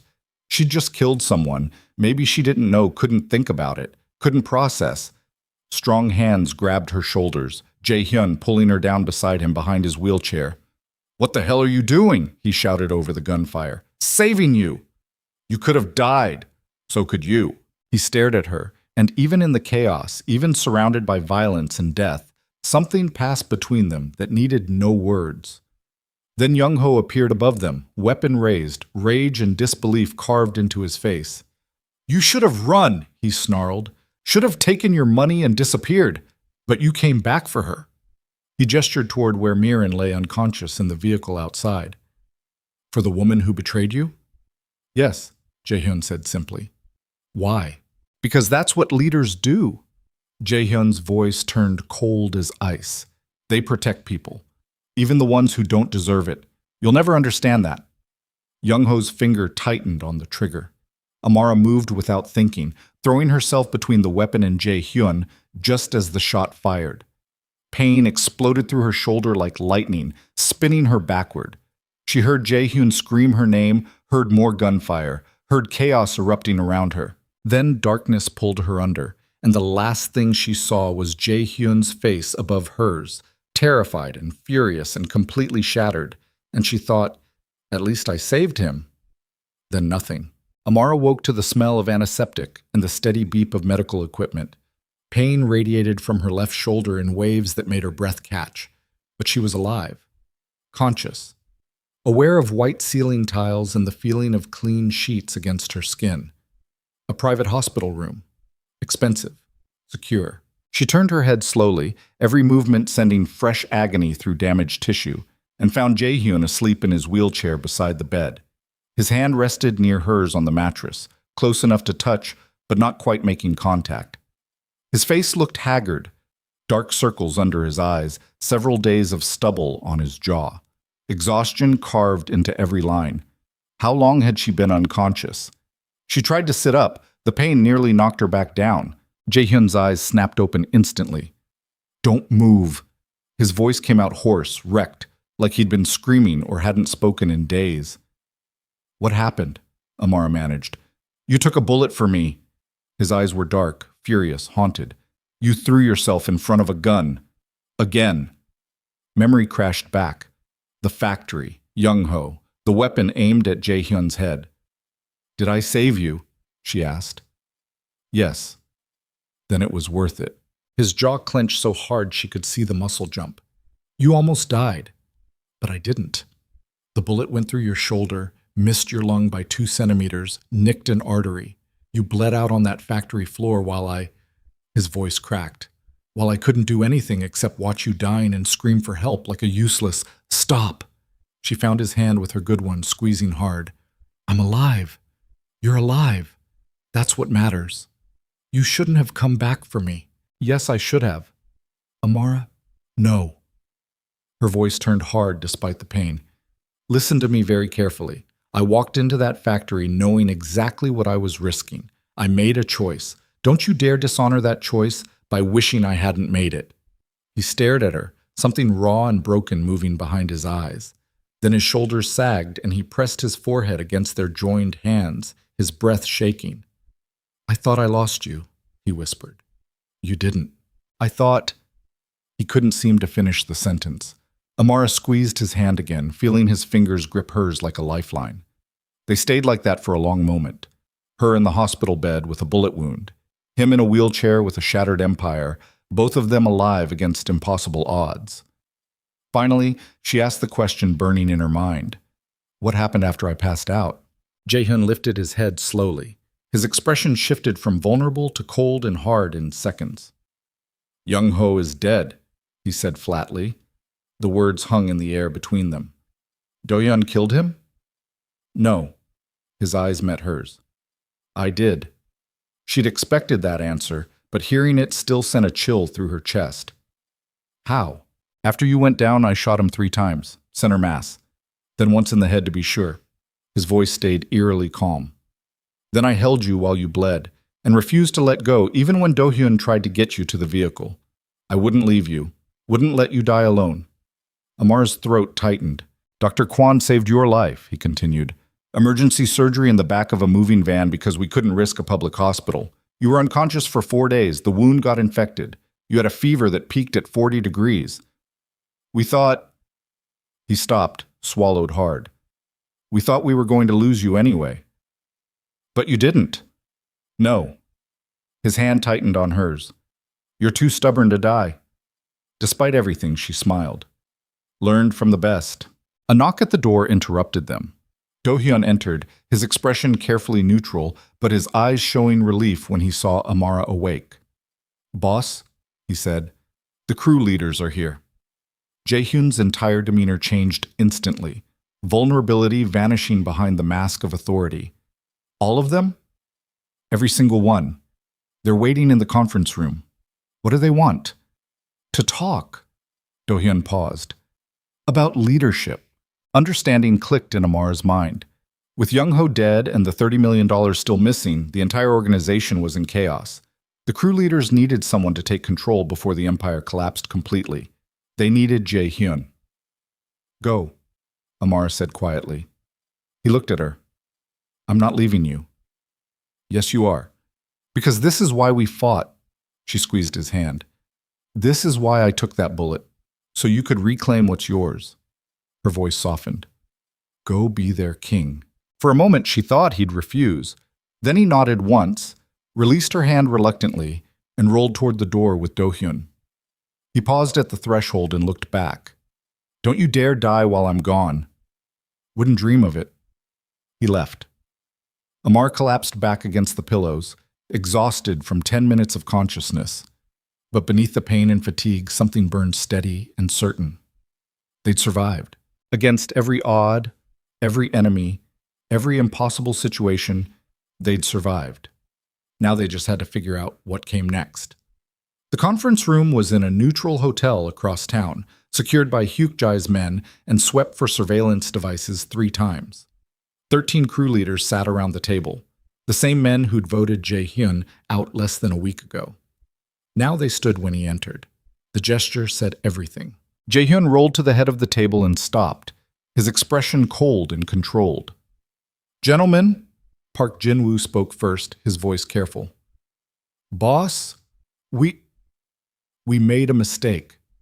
Yes, you did.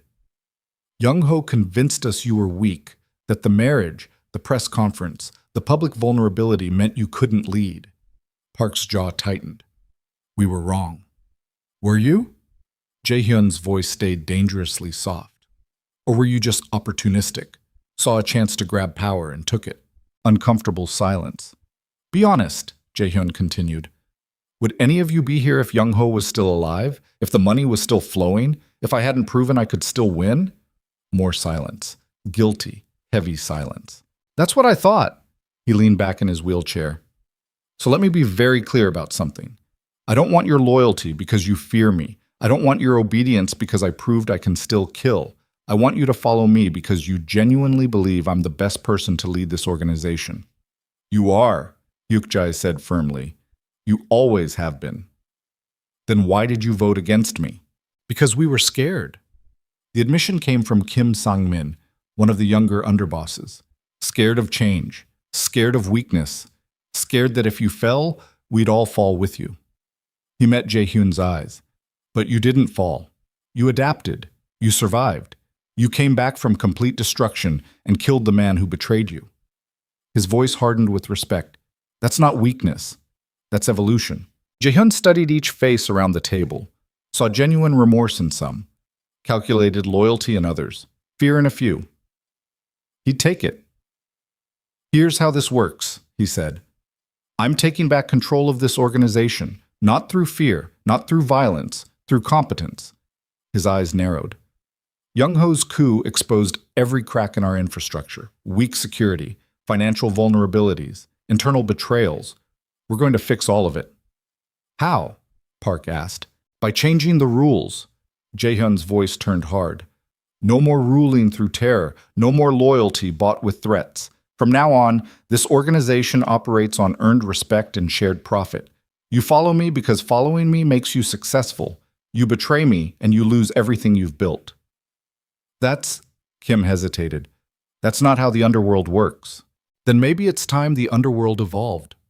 Jaehyun leaned forward. I spent 18 months proving I could lead despite paralysis. I spent the last week proving I could win despite losing everything. Now I'm going to prove that power built on mutual benefit lasts longer than power built on fear. He paused. Anyone who can't accept that should leave now. No consequences. Clean exit. Nobody moved. Good. Jaehyun nodded once. Then let's rebuild. The meeting lasted 6 hours. Restructuring territory agreements, redistributing resources, establishing new protocols for conflict resolution. By the end, they had the framework of something that looked less like a traditional crime syndicate and more like a ruthlessly efficient business organization. Illegal, yes. Dangerous, absolutely. But organized in a way that might actually survive long term. When Jaehyun finally returned to the hospital, exhaustion pressed against his skull like a vice.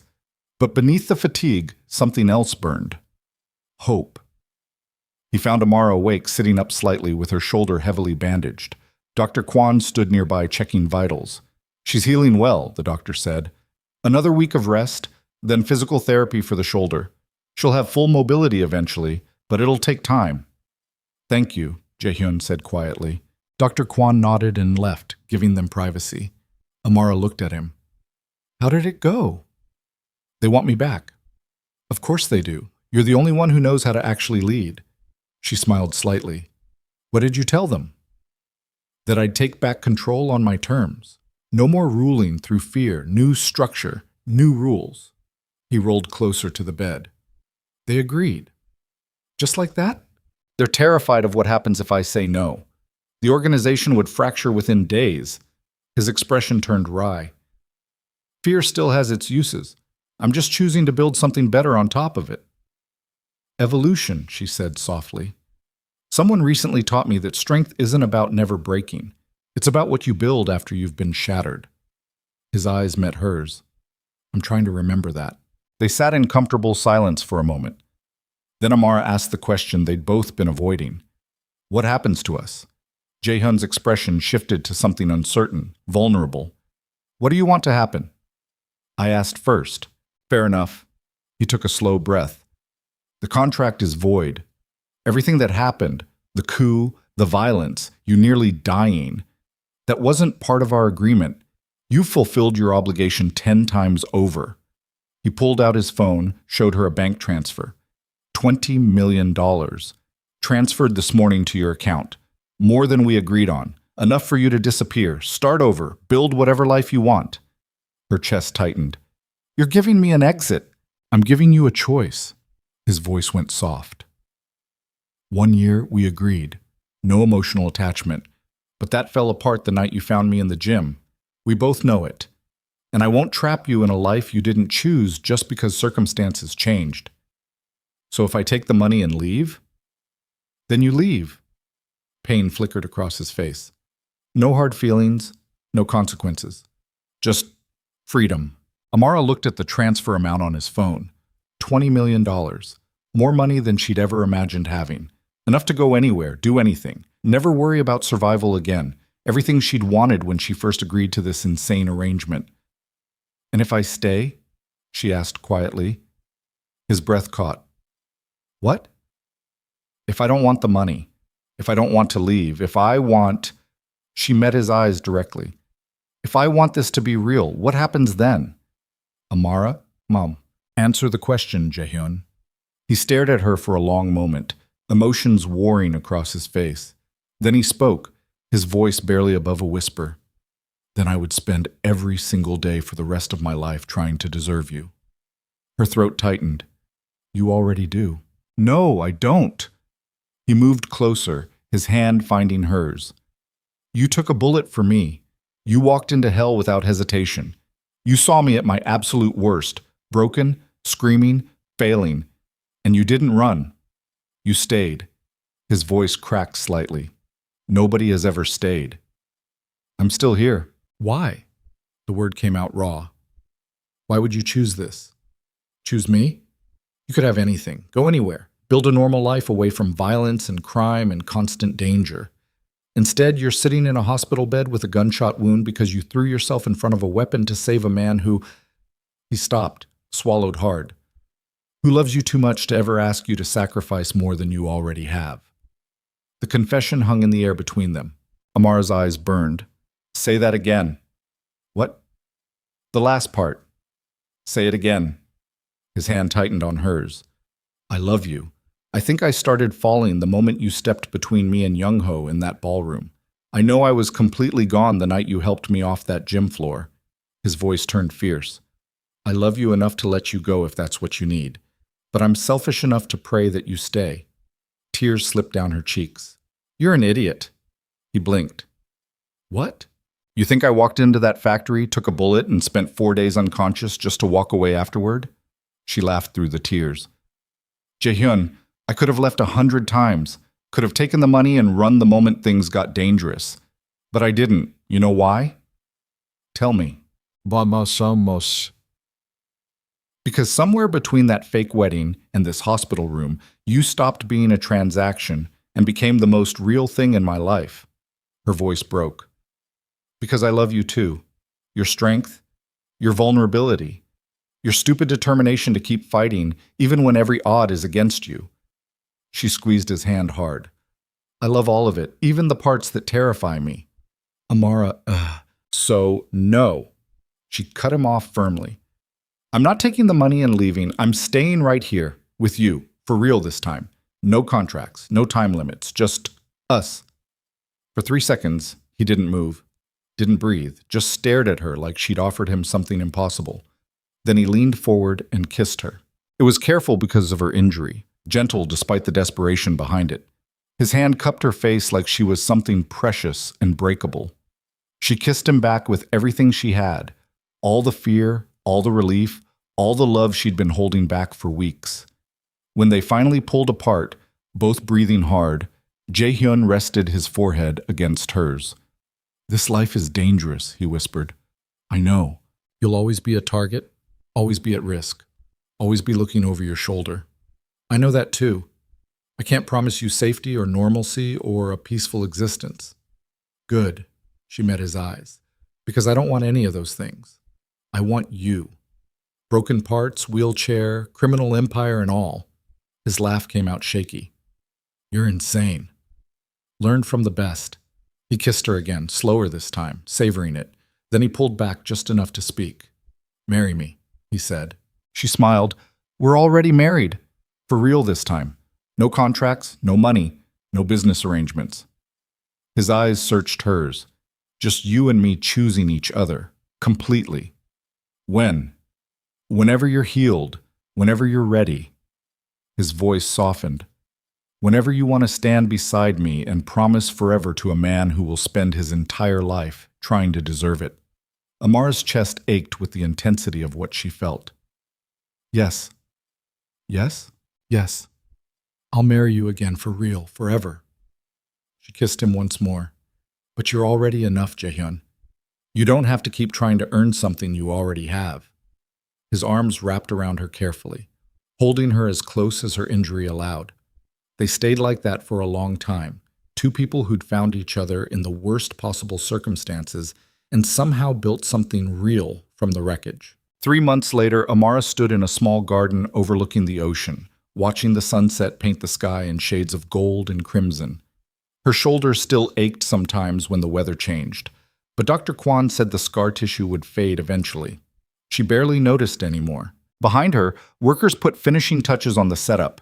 White chairs, flower arrangements, soft lighting strung between cherry trees. Small, intimate, nothing like the massive spectacle of that first disastrous wedding. This ceremony would have maybe 30 people. Just family and the crew leaders who'd proven their loyalty. No press, no cameras, no performance. Just truth. Footsteps approached. She turned to find Miran walking hesitantly toward her, looking uncomfortable in a modest blue dress. They'd had exactly 2 conversations since the factory. The first in the hospital when Miran woke up from her own injuries. The second a week later when Jae-hyun officially released her from any obligation to the Seo family alliance. Thank you for inviting me, Miran said quietly. I wasn't sure you would. Jae-hyun wanted you here. Amara kept her voice neutral. Said you deserved to see that he moved on.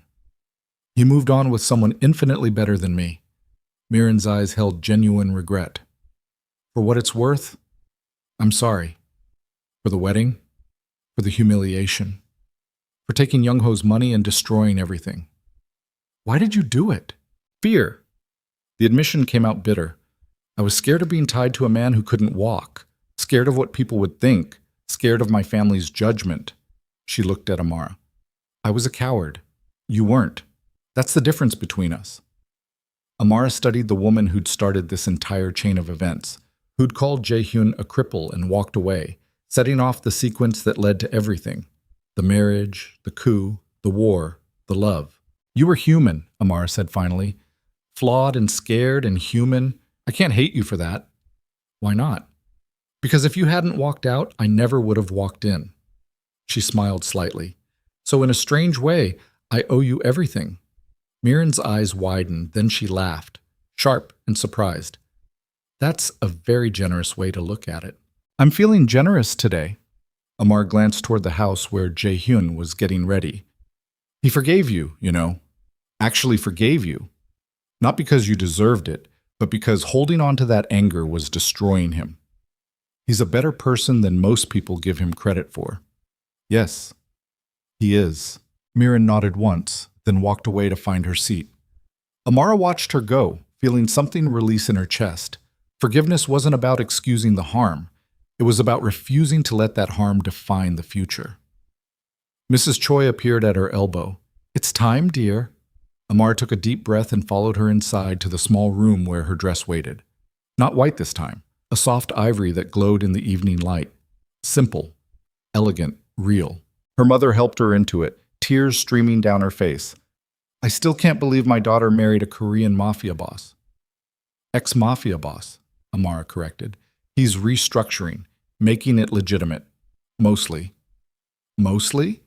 Her mother's eyebrows rose. Baby steps, Mom. Her mother laughed and pulled her into a careful hug, mindful of the healing shoulder. I'm proud of you, even if you gave me a dozen heart attacks these past few months. Sorry about that. No, you're not. No, I'm really not. The ceremony began at sunset. Amara walked down a short aisle created by white chairs, her hand resting lightly on her mother's arm. No dramatic entrance, no grand procession, just a woman walking toward the man she chose. Jae-hyun waited at the altar positioned near the cliff's edge. He stood using metal braces and a cane, the result of months of brutal physical therapy and sheer determination. Still couldn't walk long distances. Still needed the wheelchair for most daily activities. But for this moment, for this ceremony, he refused to sit. Their eyes met. She saw everything in that look, the journey, the pain, the survival, the love that had grown from transaction to truth. She reached the altar and took his free hand. His grip was warm and certain and slightly trembling. Hi, she whispered. Hi. His smile was soft, genuine, completely unguarded. You look incredible. You're standing. For you, I'd do anything. The officiant began speaking in Korean and English, weaving both languages together in a way that honored both their cultures. When it came time for vows, Jae-hyun spoke first. Amara. His voice carried clear and strong. The first time I asked you to marry me, it was desperation. I needed a wife, a prop, someone to stand beside me and make me look less broken. He paused. But you were never just a prop. From the moment you stepped between me and danger without flinching, you've been my partner, my equal, my salvation. His hand tightened on hers. You taught me that strength isn't about never falling down. It's about having someone worth standing back up for.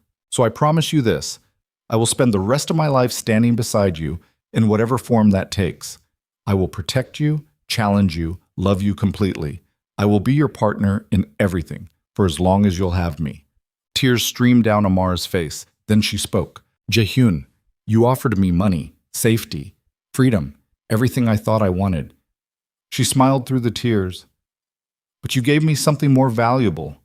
You gave me purpose, partnership, a place to belong in a world that never quite fit me. Her voice strengthened. You showed me that love isn't about perfection or performance. It's about choosing someone completely. Flaws, scars, broken pieces and all. So I promise you this. I will choose you every single day. In wheelchairs or on foot. In peace or in war. I will stand beside you, fight for you, love you without limits or conditions.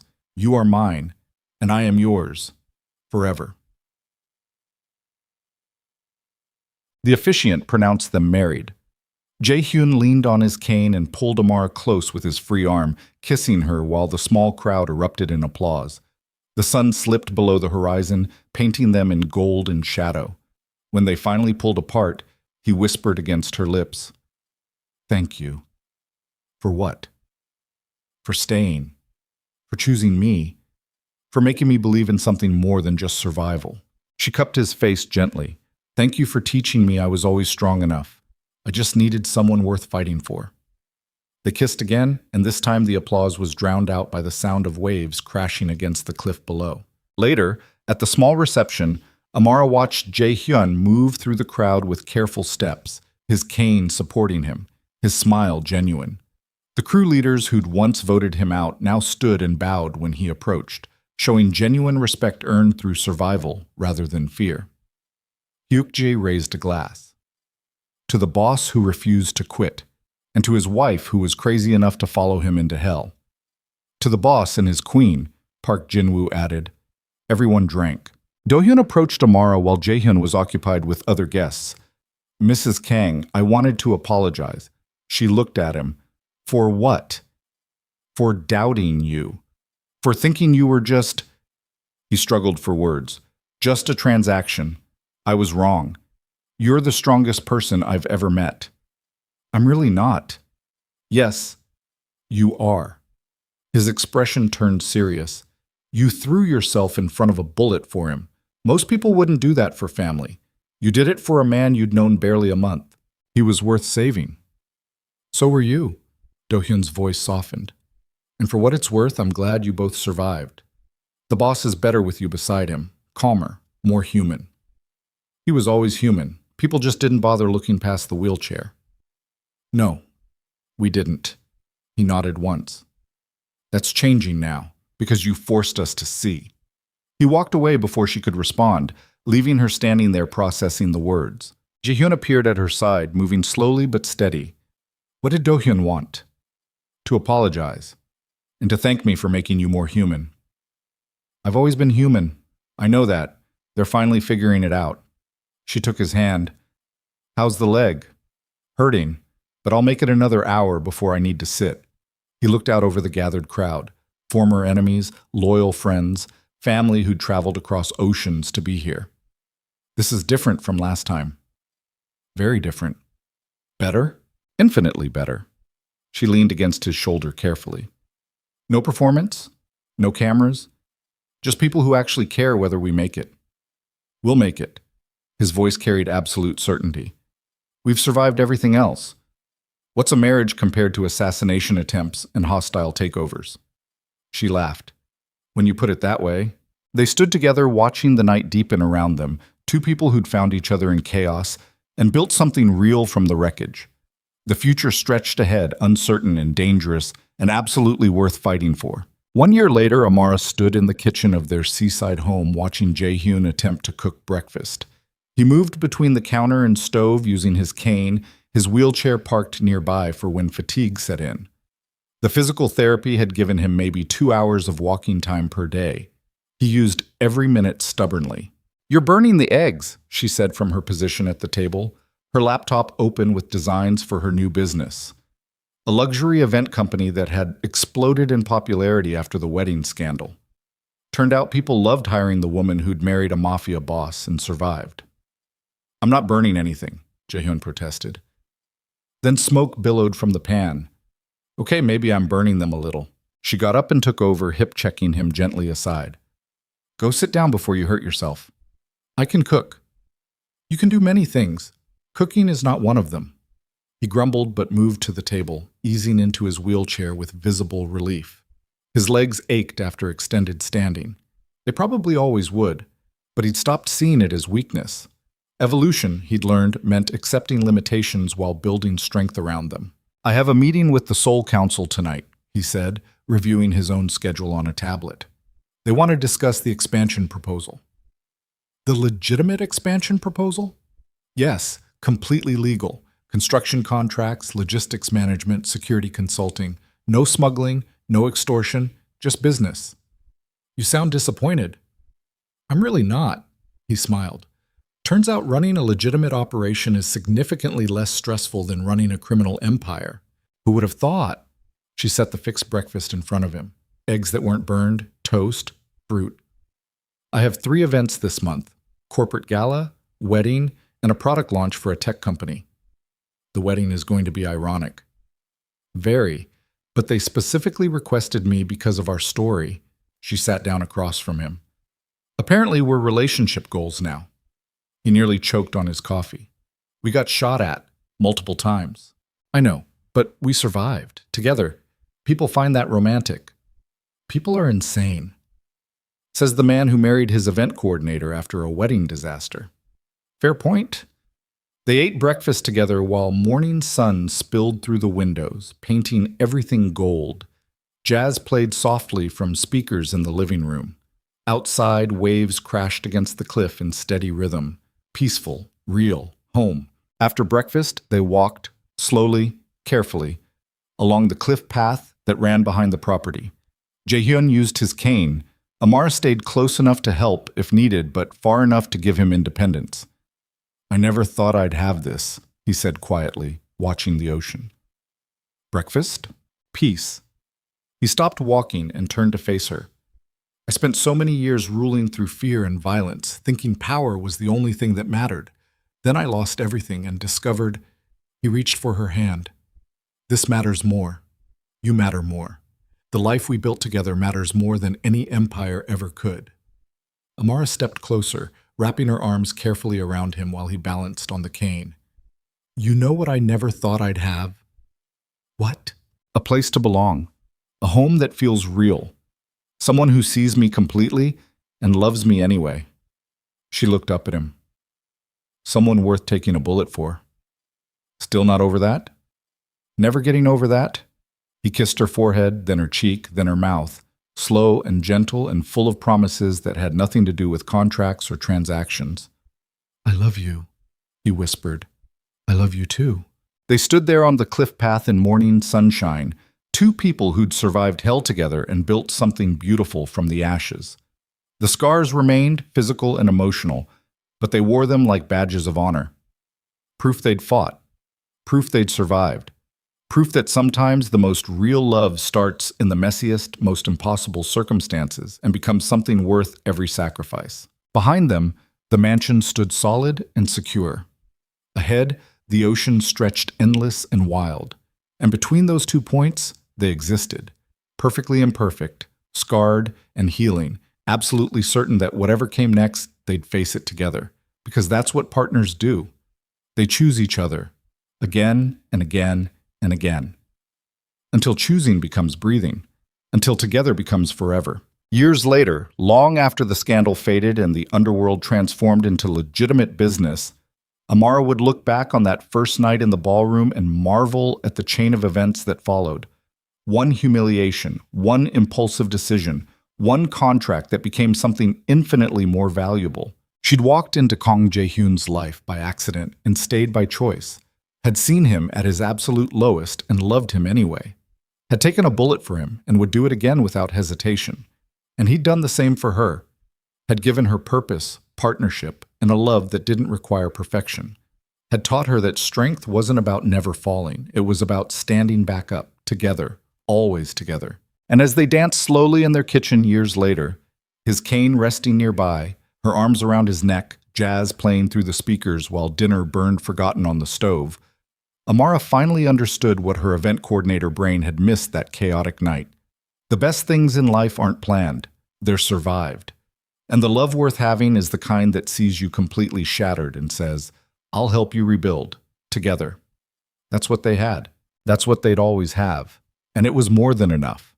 It was everything.